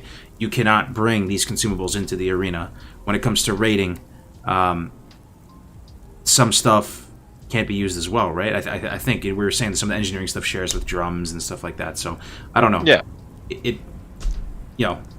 So TBC could be less balanced than Classic in a sense, right? Like what Dr. Kale was saying with Hunters and Warlocks in PvE and those classes in PvP. But remember when we built out your Dream Team, Dr. Kale, I was surprised that there was only like 2 Warlocks, 2 Hunters. It wasn't just like you were stacking tons of them. Well, I mean, that's the thing is like, yeah, I mean, that was for Karazhan. Oh yeah, that's right. Yeah, for Karazhan. So 25 man will be a little different. I expect. We went into it, but I would expect hunters or arcane mages to be making an appearance as like stacking them type deal, because the fights will be so short, and not crazy short, but just short enough to where arcane won't be touched in damage, because that's how that class works. Go through all their mana and just do dumb damage. I also wouldn't be too hasty to say goodbye to world buffs. Oh. Why is that? You think you can bring them in TBC? Depending on what patch we go in, yeah, you'll definitely be able to bring them in TBC. And there's certain ones where even irrespective of what patch it is, like Songflower, you'll still be able to get Songflower. You'll just have to use your ult to actually activate it. Wow, that's insane. Well, they're trying to work on that now. They don't know if they're going to be able to do that, but there's people theory craft. Did they fix it? Yeah, but that buff changes though. It's not just giving you a static protect. I think it's 28 crit rating or something. It's but you still get it. Oh, you're right. You could. 28 crit rating is garbage though. That's not 5%, is it? 28 crit rating is 1% for most. That's what I'm saying. More than 1%. So it's not even worth it then. Exactly. It's like parsing. You can tell the parsing will be out there getting it. Oh yeah, exactly. Because let's face it, if a piece of gear dropped and it had 1% more crit than what you're using, you wouldn't pass it, would you? Exactly. No, I know. It's just so you think people are going to get Songflower? It greatly loses its potency. Yeah, but you're right. It's not. I wouldn't shy away from it being, But if we went 2.0, Onyxia head buff will still work as well. Doesn't it cap at 60? 63. But that was you're not. Yeah, but you're not going to use that for rating. Then, right? Like, it only works for level 60. It changed to 63 in 2.1, something like that. Yeah. I'm sure power level 60 to 63. Hell yeah. I think there'll be some surprises, personally.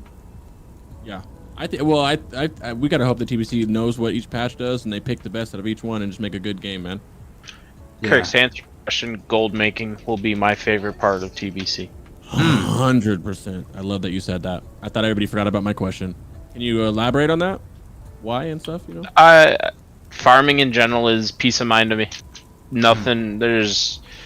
It's just, for me, it's relaxing. It's very repetitive, but it's fun. And then if I want to get competitive and do pulls bigger and bigger and bigger, I can always do that. But it's gold is king always. Mm-hmm. That's true, bro. Gold is king in Shadowlands. Like that, I don't think that's ever not the case. Playing the right class. Wow. Yeah, it is. Well, money is king in life, right? It's just like right. That's what I'm saying. Highly immersive, highly realistic experience. You can buy healing. Yeah. You can buy tankiness. Yep. My favorite thing, Crix, about TBC is level working. Oh, shut the fuck up.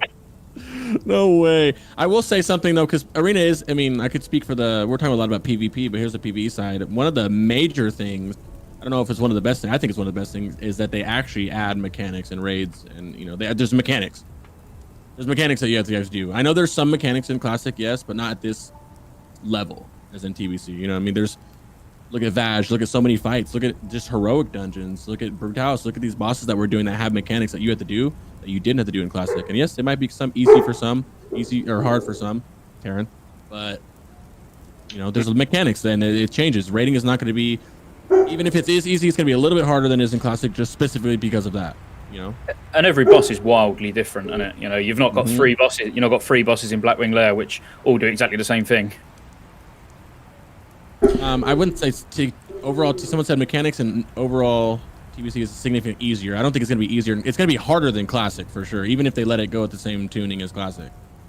Everything about TBC will be harder, I think. If we just had to put it into like a TLDR too, with class balance in TBC, like all of what you said is true, right, Dr. Kale? But also things to consider is that there's only really one spec we could think of out of everything that has a harder time finding a place in PvP, which is like Holy Pally, right? And then on the PvE front, all these specs like Moonkin and stuff like that, even like Arms Warrior, what are some other meme specs? I mean, even Elemental Shaman, they find a home, right? They find a raid slot now. So is there anything truly not viable on the PvE front to bring in, like really viable? There might be. Rogue. No rogues allowed. No rogues allowed. No. Straight Fury Warrior? Straight Fury Warrior, rogue. Straight Fury Warrior, Yeah. Fire Mage, just straight Fire. I mean, I guess they're fine for a little bit, but Mages in general are fine. Even like you can play Frost in T4. You honestly can because of the craftables. Frozen Shadow Weave, Frost Mage, opening day would be very strong. There's so much, Frost spell power. Can I ask a dumb question? Straight Disc Priest. Do rogues, when they have the double Warglaive dream, how hard do they slap? Like, do they actually get to become gods and be at the 100%. Top? Even more than hunters and stuff, though, or no?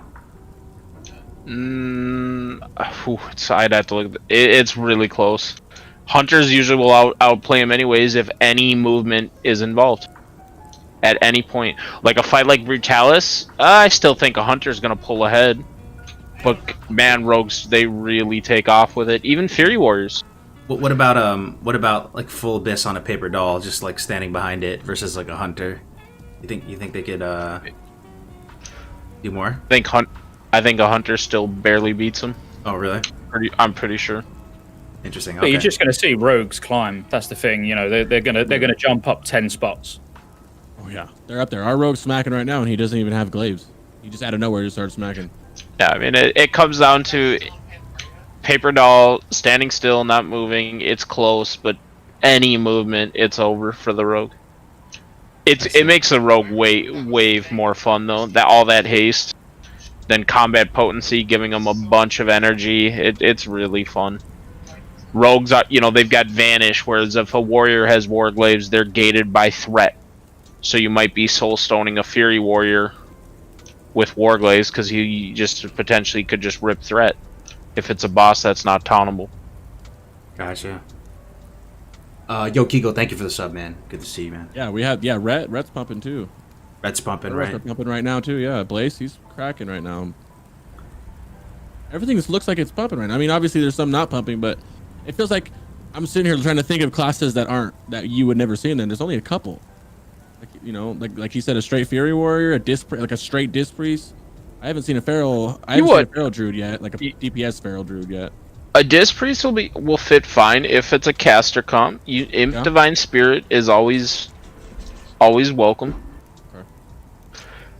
And that buff gets stronger as you get more gear, I guess, or more So tier 5-ish. in a about a perfect DPS in a perfect 25-man raid, how much class stacking are you doing? Like, I mean, I guess it's usually, even probably at your guys' level, it's usually still probably player over class, right? And maybe it's not, but for me at least, it's most of the time it's player over class. There's pumpers and there's non-pumpers, but how much class stacking are you doing with warlocks and hunters? You just have to raid warlocks, hunters, or is it? Yeah, pretty much half, Okay. give or take. You got to build them a team too. Like, make sure they have Ellie Shaman, Boomkin, at least an Ellie Shaman in general. Boomkins, swapping a Boomkin out, putting a Warlock in, lusting, moving the Boomkin back. Like, you're just trying to kind of baby the Warlocks. Make sure they get all the little juice you can squeeze out of them. And the thing is, with other classes, they're really, obviously, if you're talking about gear dependence, you can stick half a raid full of warlocks and hunters in. The hunters are going to pretty much get their bist, for the first couple of tiers just from dungeons. The warlocks are getting their bist just from crafted. So it's like you've not even got to worry too much about loot distribution. There's only a few items that they all want. I see. Best part. Yeah, that is don't really, have to. correct. They can just grab some blues and some craftables and top meters. Yeah. Yo, one thing I was thinking about the other day. I think the heroics, the dungeons, not even just heroics, but the dungeons in TBC are so good, and there's so many high level dungeons too, right? As opposed to classic. There's a lot of dungeons, but a lot of them are for lower level too.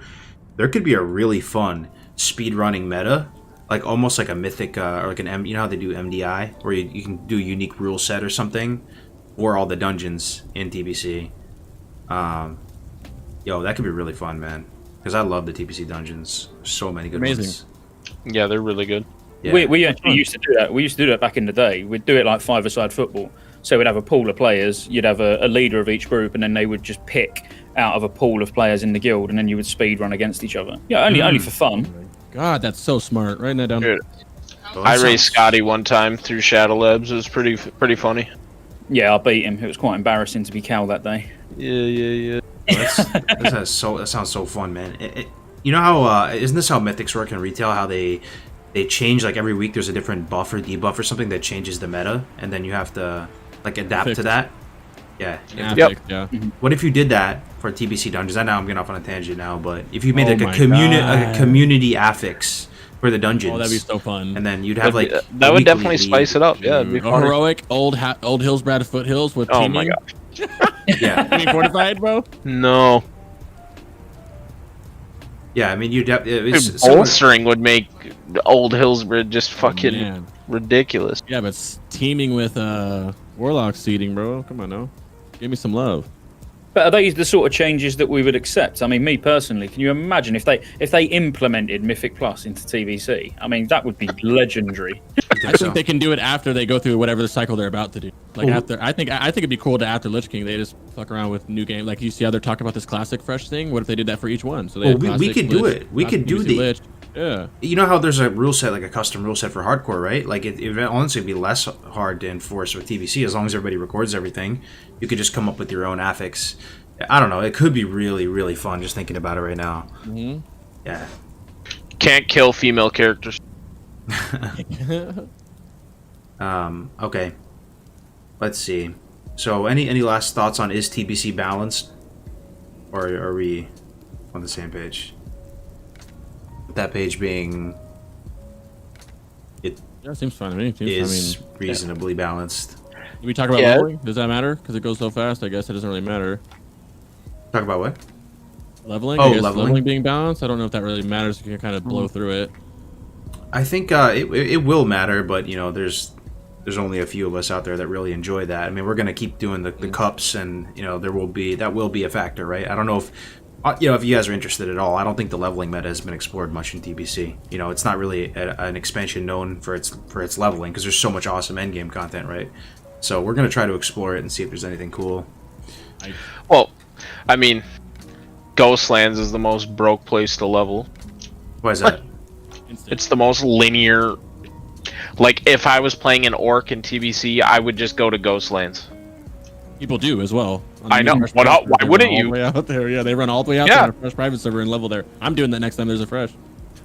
Ghostlands is insanely linear. From one hub to the next to the next. Oh, and then it ends with some amazing blue item. Yeah, You you get like retail, kind of. It's ridiculous. It's ridiculous how every quest gives you an item. It's like upgrade, upgrade, upgrade, upgrade. Huge blue item, which is a weapon, and now you're just slapping mobs. Well, they basically just made it the same as the Outland zones, didn't they? That's the thing. It's the same level in sort of experience. Did you guys know? But it's funny, is like, it's funny how much better Ghostlands is than the goat place. Azure the Mist goat style. place. Is that what it's Yeah. called? Yeah, Azure Mist style. I did it right. It was not bad. Yeah, it was. It's just not. It's not Ghostlands. Is all I'm saying. Ghostlands is insanely just strong. Yeah. I didn't know Ghostlands was that crazy until that Karazhan server launched, and there was I remember trying to see how fast I was going on my Warlock. I'm trying to speed run it, and then I look up and there's a Blood Elf Warlock like 5-8 levels ahead of me. I'm like, what the hell happened? And like, yo, Ghostlands is broken. I was like, oh, I did not know that. And then I went and did a run over there, and it's crazy how fast everything is, man.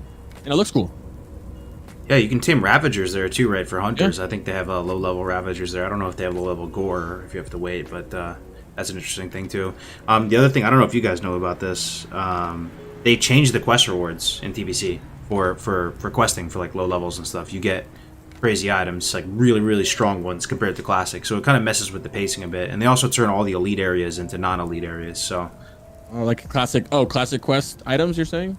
Yeah, so like on the hardcore front, it'd be kind of interesting. Like, in Lockmadown, those ogres at the top right, like you could never do that solo really, but in hardcore TBC, you could because it's normal. You can do a lot more quests.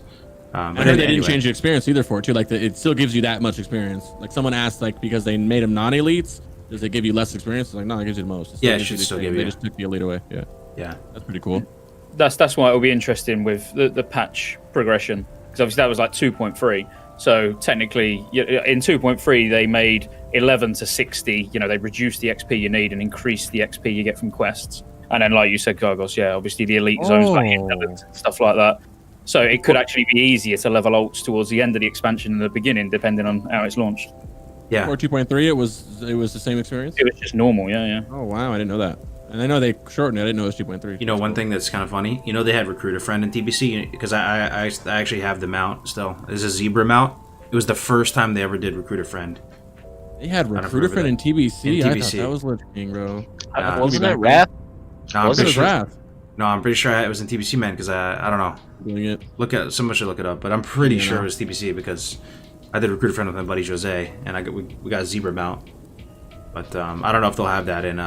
It might be a good way for them to monetize if that's a thing in TBC Classic. But we can transition into just memories from back in the day in TBC, and if you don't have any good memories that come to mind necessarily, I just want to ask you guys, like, what about WoW just makes it such a satisfying, fun game? To you, based on it's not any of our first rodeos playing this, and we've been playing it for so long. It's the holiday season. It's time to be introspective. To look back. I think it's who you're playing with, and it's the community. It's the people you got around you. The game. If you was just playing it, you can't. So recently, completely off topic, I've been playing Star Wars: The Old Republic again, and now that's an MMO, but you don't play it as an MMO. You just go for a single-player story mode and then quit. Whereas I think WoW, if you haven't got the community, you haven't got the people around you, you wouldn't last long. Mm-hmm. Wise words, for sure. You guys have any? I missed something. I was responding to the chat. Rix, hit us with a memory from back in the day from when you were playing. Oh man, never back in the day. I was 15 or 16, and when TBC came out, I was with my older cousin, a couple years older, and we went and camped out, did the stuff, and got the game. But we were not 60. We were only 56. So when the game was out, we had to spam 56 to 58, and we did it. And it took me approximately 10 minutes to walk through the portal to die to Fel Reaver. And I remember wondering, yeah, you can shocker, right, Kel? And then you remember wondering, well, what's this dude? Like, what'd I do to him? I don't know about this guy, right? I've only been playing WoW totally for like, not even like 6-7 months. Rest my body, and then, a couple hours later, boom, smacked me again. And then, so my journey of Hellfire Peninsula on a Paladin, I died like 4 different times, bro. 4 or 5 different times to Fel Reaver. But ever since then, I've never died to Fel Reaver. I see. Somebody, Shinku, in the chat said, I think the feeling you get when you zone into the Dark Portal for the first time is unforgettable. And I'll never forget when I first did. And here's the thing you have to understand, chat. You know how I always say on stream how, once TBC comes out, it's like a space game. It's a whole different feel, look, aesthetic. It is really true, but it's extremely impressive in the context of moving from Classic to TBC for the first time, right? Everything seems kind of Lord of the Rings, medieval, has a totally different atmosphere. It's hard to do because we've just seen it all already for so many years, but if you really could try to visualize yourself back in the day, walking into the Dark Portal and everything looking all alien, like for the first time, this is a new aesthetic to World of Warcraft, right? Didn't exist ever before. Space. It was shocking in an awesome way, just really insane. I know people say they hate flying mounts now, but back in the day, seeing a flying mount was like the dopest thing you've ever seen in your entire life. The idea that you could fly around vertically, just... I think it's just being a noob, isn't it? That's what I miss, as in, we've played WoW now for so many years that even when like Shadowlands comes out, you go in, all right, there'll be some new systems that you've got to learn, but it's not going to take you long because they can only do so much. Whereas like a fond memory for me, very first Karazhan clear, back in the day, the mount dropped and everyone was like, oh, you take it, as in me. And it was like, you take it, I'll get it next week. And then we never saw it for about 8 months. But we didn't know. We've gone in there, we've killed the boss for the first time, and the mount's dropped. You automatically just assume, oh, it always drops. But when you don't know these things, I mean, it's the not knowing. I remember I saved up and got my first epic flyer, and I was so utterly fascinated by the water moving from me flying past it. I literally was flying around, literally looking at the water. I was so fascinated with it. Yeah, man. Just the sky, even. Before Epic Druid Flight Form, because I played a Druid at the time. Well, we got your UI up here. You just linked it in our little group chat here. If you guys want to take a look, this is... oh my God. Look at that.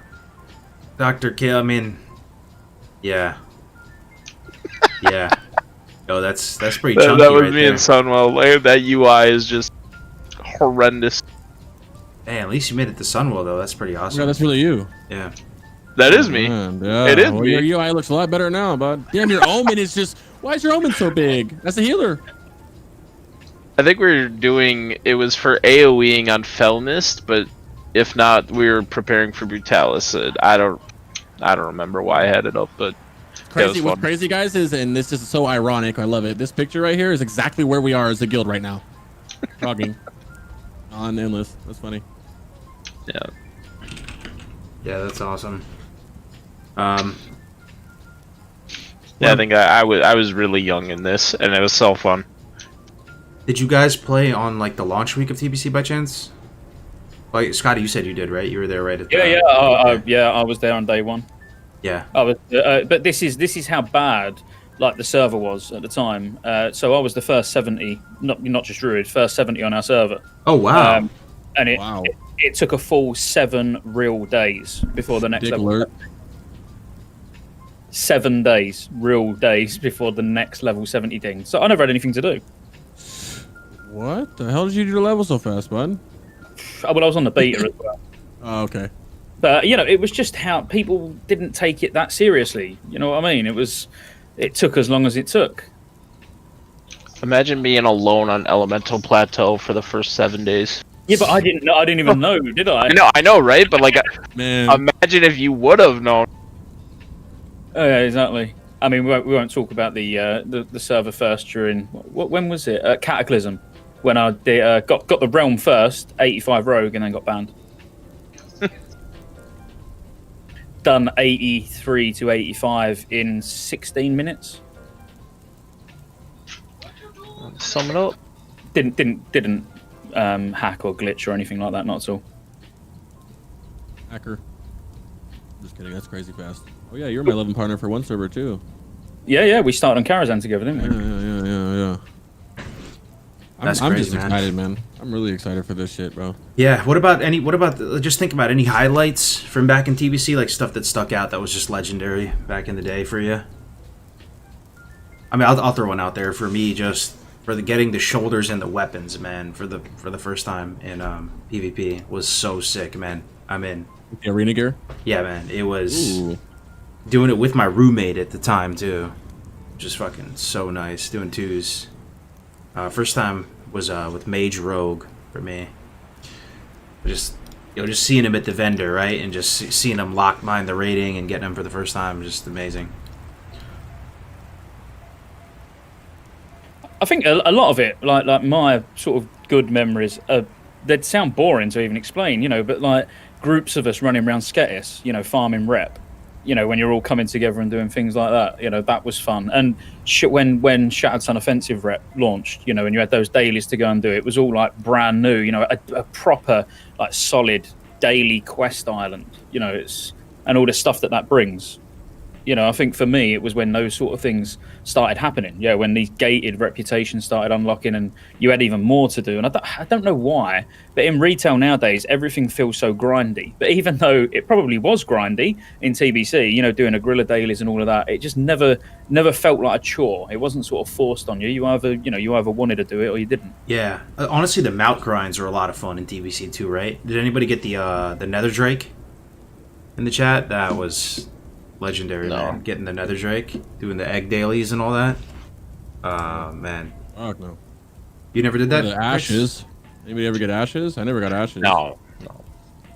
No, I Wait, never did it. No, Dr. Kale has it. Dr. Kale has ashes. Yeah, he has it now. I have it on a private server, but Yeah. No, I mean the mount. What other mounts are grounds? There's the Manta Ray one. Getting even the Talbucky, turning all those Warlock. You know. get the White Hawk Strider out of MGT. Oh my god, dude! MGT was Monty probably Warbear, my baby. favorite dungeon, bro. I really MGT, the Isle of that whole island with the dailies. Honestly, World PvP on that island was another one. Top 5 highlights. Oh my right? Yeah. Spicy right now, bro. It's so much fun. Yeah, I was with I was in a boarding school at the time, right? And I had 2 roommates, and just doing dailies with them as a little group, and just going around that island, and just popping people, and like making sure we complete our dailies together, dude. Next level, so fun. Yeah, that's pretty crazy. And there's a ZA bear too, Monty Warbear. ZA was the trailer for ZA was really hype. Oh yeah. Yeah, I like Yeah. ZA. I think ZA is pretty cool. I think a lot of people forget about ZA when they think TBC.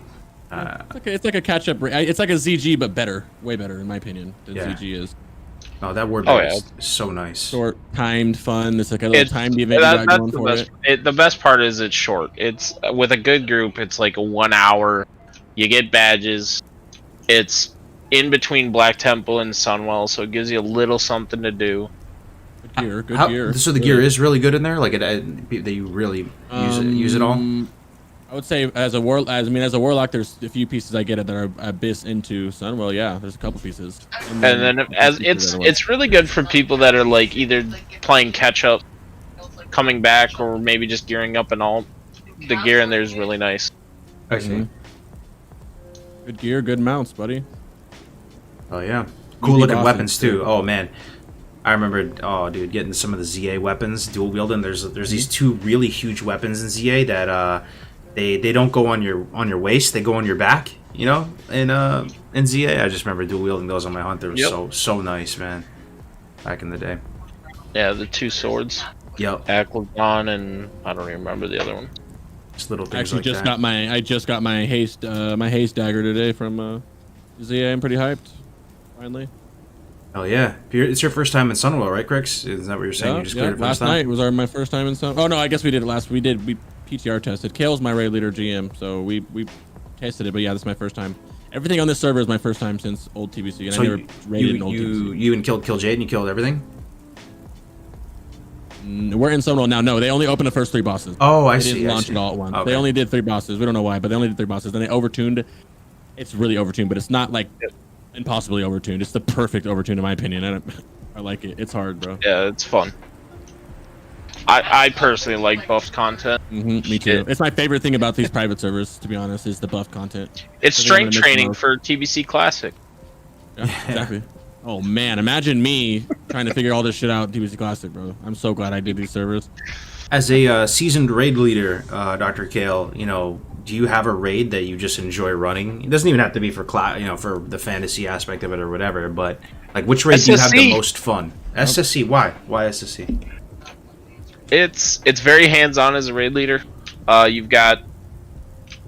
You have to set up a warlock tank on one fight. You need you need 3 tanks with resist gear on Hydros. Screaming at people to throw the core on Lady Vash is always a great one.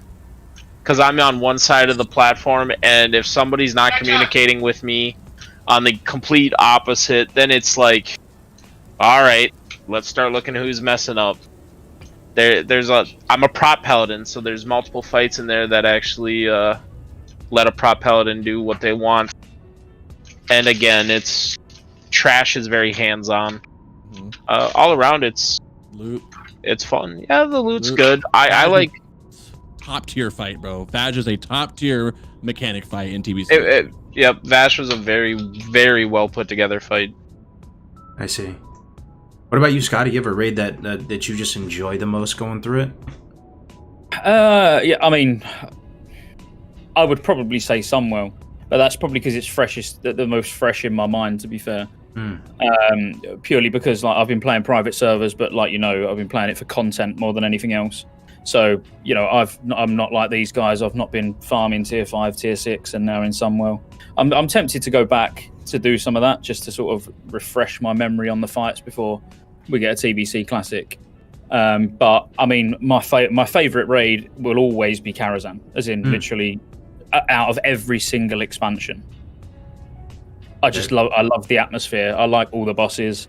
I find it a fun raid because it's only a 10-man. Like, yeah, I'm like you. So I like smaller raids. Same man. That was one concern I was thinking about earlier when I was just doing something. So fresh does sound really nice for TBC, right, guys? But think about it this way: those fresh servers are going to be packed to the brim, man. It is. They're going. They're going to be. No matter what, it's going to be packed, full. Whether it's fresh. No, I mean it would be. Right, like if you're coming back to the game, even if you played Classic and you're only in Phase 1, like let's say you quit in Phase 1, and you're like, well, I'm not going to lose much if I re-roll Fresh, Fresh servers are going to draw a lot of people, that's for sure, I agree. They're going to be 100% back. Like, think about it, as opposed to running on Bloodsail. I like Bloodsail because it's kind of a backwater server, you kind of have a bigger fish in a smaller pond. That appeals to me more than being in the big, like, metropolitan servers, but the Fresh servers, if they're doing these surveys, I mean, there's no way they're not completely full with a massive queue, right? If they do, like, isn't that what's gonna happen? Just like it did on the Classic, they released like, for us, like we were looking for an Eastern server PvP. There was 4 options, and then all of a sudden there was 10 options, and then it's like it just kept growing out of control. I think the Fresh. Now they know to expect that though. Hopefully. Yeah, hopefully. Keyword. Fast forward, we're gonna get 3. We didn't like 4, guys. We're gonna go down to 3 Easter servers. But I think Blizzard's gonna do great. I'm on a hope that I hope they do good. I'm not a doomsday or whatever they call it. I don't think the raids are gonna be easy. I think they'll be simple, but I think they'll add a little bit. I think what they did to Nax, how that wasn't a pushover. Like that was the first raid that wasn't a pushover, right? It's literally breaking guilds. I think that gave me hope for TBC raids, that it's not all gonna be a pushover. Obviously, everyone says I have way too many high hopes, but I think Blizzard, I think they're going to kill this. I think they're going to do a good job. Another thing that's nice to think about, guys. So how they banned multi-boxing, software multi-boxing? People still kind of get around it with hardware multi-boxing. Like, I see some of these people just get extra sweaty with it. They legitimately set up a friggin' data center with, like, computers hooked up. I don't know. It's so sweaty. Like, for what, right? But it's not nearly as impactful as I think is the software multi-boxing. And if there is a fresh TBC server and multi-boxing is banned, then maybe you're gonna have the closest economy to, like, kind of the best type of economy, right? That's kind of unscuffed. Right now, RMT is a huge thing with Classic, and people already have bazillions of gold. And moving into TBC, I don't know if you guys have any thoughts on just the economy. It's gonna be all over TBC. I don't think you can stop RMT. Yeah, but bigger and better. Yeah. Right, there are markets. I'm trying to think of, like, There's no more Devil Sword Mafia. You'd have like Elemental Plateau Mafia. You'd have like a no-go zone. Jaden Mafia. Yeah. You'd have a zone where people can just control it, right? And then that's where instance farming and things like that. I mean, you have to instance farm, man, because the plateau is not that big of a place to have just. Epic flying is going to be amazing because you're not going to have epic flight form out right away. You shouldn't. So up until druids get epic flight form, you might as well take to the sky. But the second, air Death Cloud Mafia in the Grand. That's true, right? Like, I mean, you will. I'm just trying to think of like what would be the mafia, and you're right. You will have people camped at every cloud all the time. And then what are they going to do? They're going to layer hop. They might layer hop, or what if it's forced respawns like that? Then primal layers would be dirt cheap. Ooh, Yeah. There always has to be 6 clouds up. Then it's just gonna be. You're literally gonna be sitting there hitting your extractor, waiting. Even if it's not even appeared on your screen, it's gonna appear. Yeah, if you think about it, if you look back on Classic, there was so much scuff things about Classic that did damage the servers a bit, right? And then in aggregate, maybe it added up and really did affect the experience. If you think about it, from launch day, right? You had the 10-man dungeon raiding, literally to level up, right?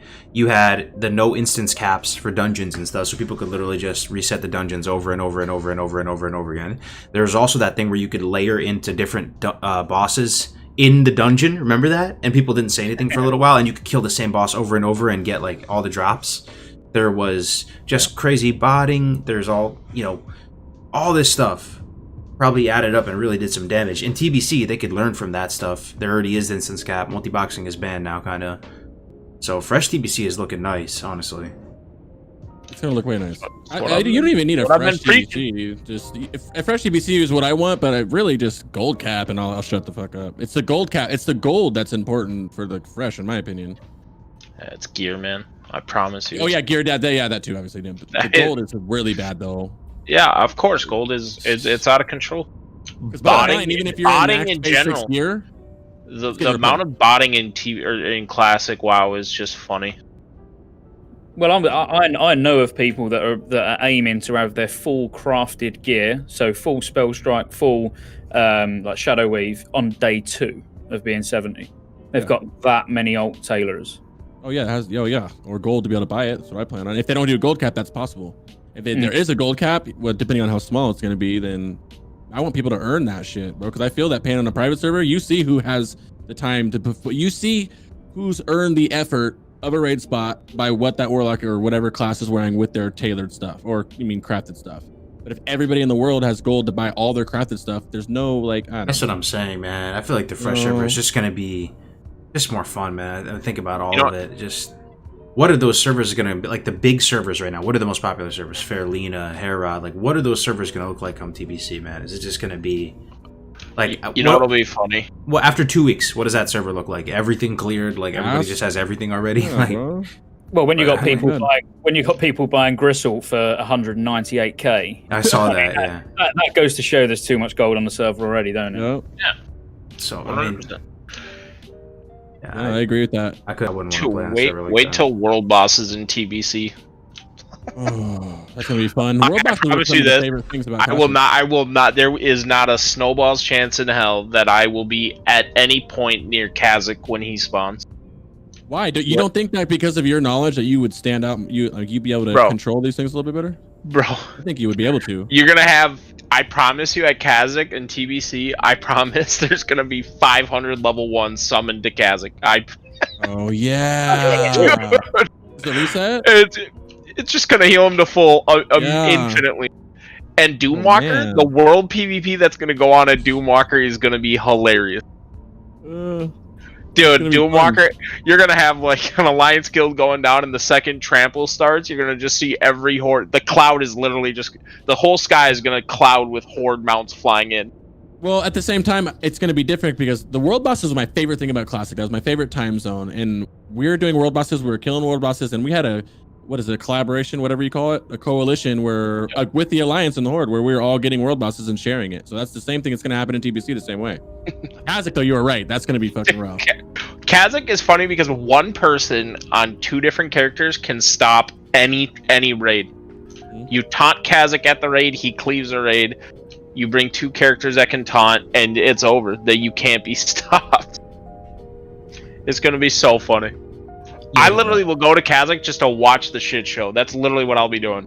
Sitting on my mount, just watching this boss just go up and down in health. It'll be like, I bet Kazakh. The best part is when 2 guilds get in a fight and they start fighting over Kazakh. The fight's gonna go on for like 3 days. Yeah, it's just gonna be who gives up first. That's it. Exactly. But by the time one guild gives up, another guild will be like, "Well, let's go try it." Yo, Such, thank you for the tier 1, man. I have a question for you guys. Like, I always really like dueling too. Dueling is I love playing. Like, that's a big percentage of my choice in what class I'm gonna play. I want to be able to feel like I can handle myself 1v1, right, and not just be just man fight and just lose every time, right? Like, that's a big deal to me for some reason. And also the dueling tournaments. It's kind of a sacred thing in WoW, even though it doesn't get you any gear or anything, right? Dueling. What is the dueling meta like in TBC? Is it still Warlocks, heavyweight champions, like kind of a classic, or is 100%. it Warlocks and Rogues? Yeah, Warlocks and Rogues. Warlocks and Rogues. Warlocks and Rogues. Warlocks and Rogues. Druids, though. Yeah. Druids are insane too, though, man. Like a good resto. Does a Rogue beat a Druid? Yeah, I think a Rogue beats a Druid. So does a Warlock. So, bye. Warlock Druids, baby. Warlock Hunters are good at 1v1s too. Really good. I think a decent Druid. Yeah. A BM Hunter would be really good, right? Like a BM Hunter will be very strong in a 1v1 because they pop Bestial Wrath and the Rogue's gonna die. They can still be. I think they can be death coiled, but after that, they're gonna just mow you down. Well, the Rogue's just gonna try to reset, right? Once you just blow your load, you just reset. Yeah, a good hunter is gonna have a flare down right on top of them, and you ain't gonna just get away. Yeah. Of course you can. You can reset. I feel like that BM because of Bestial Wrath is the main reason that hunters are so good at 1v1s is because of Bestial Wrath. I can't death coil you. Nothing can happen to you. Yo, is there a TBC rocket? The start of. Is there a TBC rocket helm? It's my favorite item in the game for PvP. I don't think there's like a TBC version of it. Maybe you could still use it though, or maybe it doesn't work on targets past a certain level.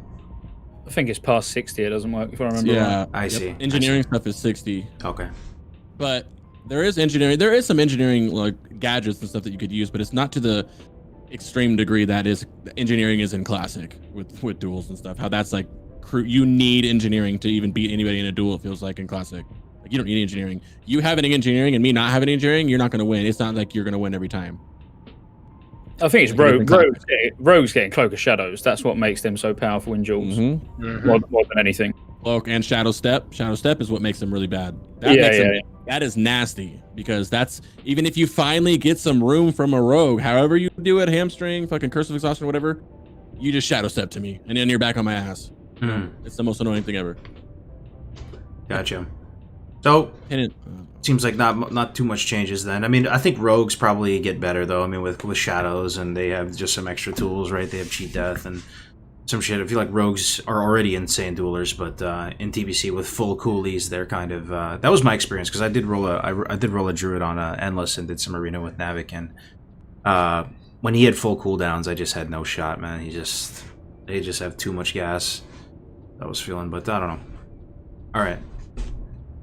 Well, we are towards the very end of this, man. We've already been going. That pretty much flew. Yeah, that's hour and 57 minutes. We can take any questions now if you guys have anything in the chat. I'll throw them in here.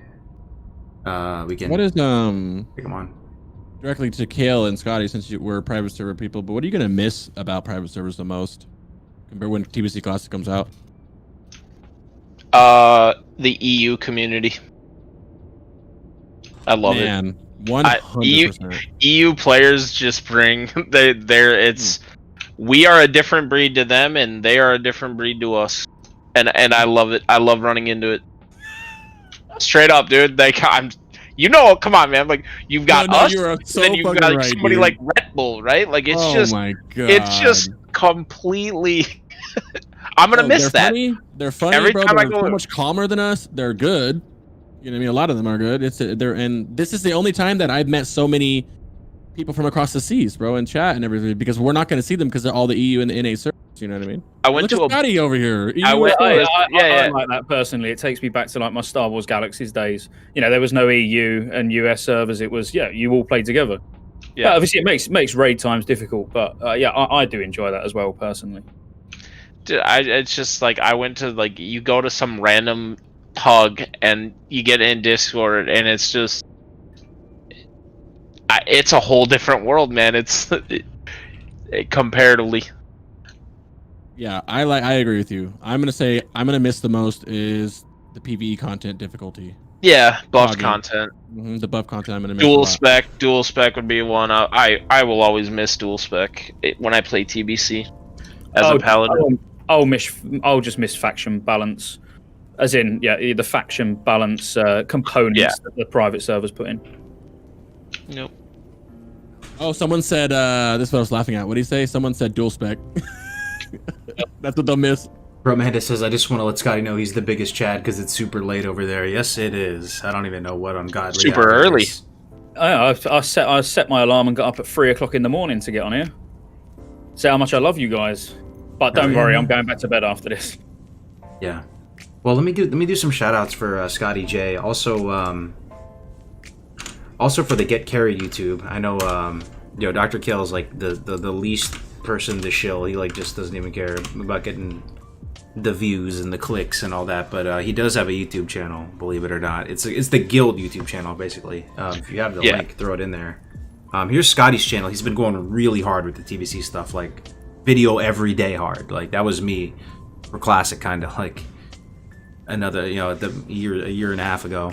He's going super hard. He's trying to grow it. He has the full-time aspect. Well, he's doing the full-time now, right? He's just going for it and everything. So it's like that, give him a shot, throw him a follow, a sub. Also, if you have your Twitch, more importantly, he also has his own podcast, his own TBC podcast. Oh, that yeah. he's doing. I'm gonna link that in here too. But yeah. Well, you can find that on his channel, right? So yep, with him and Fake Cutie, and Kargoz was on one as well. So go at least go. Metagoblin's on there a lot too. Yep. Dude, I know.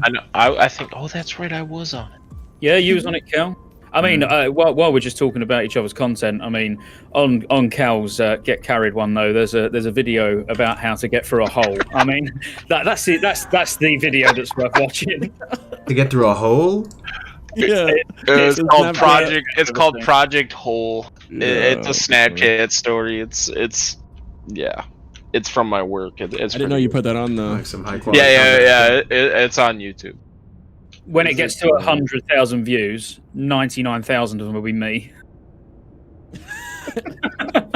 I just enjoy it that much. Hell yeah. Well, man, the time really just flew by. Happy holidays, everybody. I don't know if we'll do another one before the big day, right? Before Christmas or whatever you're celebrating out there. But happy holidays. I've done 8 episodes now of The Dark Portal. Many more to come as we get closer to TBC here. Any final words for the people, my friends? I'll go last. Okay. Yo, anything? Scotty, anything? Get yourself playing Classic and get ready for a progressive launch so you're not disappointed when there's no fresh servers. Don't listen to Scotty. It's gonna be fresh. Just go fresh. I look forward to people playing TBC. Right. It's a very, if you've never played TBC, get ready because it is very fun. It's very, there's just so much aspects to it that you'd love. Honestly, if you like WoW, generally TBC is a nice balance of everything. I agree. Hell yeah. I just want to say happy holidays and Merry Christmas, bud. That's about it. Absolutely. Any of you guys going live after this? Can drop the host. No, I'm going to bed. Scotty or Craigs? Definitely going to bed. Definitely going to bed, huh? I thought about it, but I changed my mind. So. All good.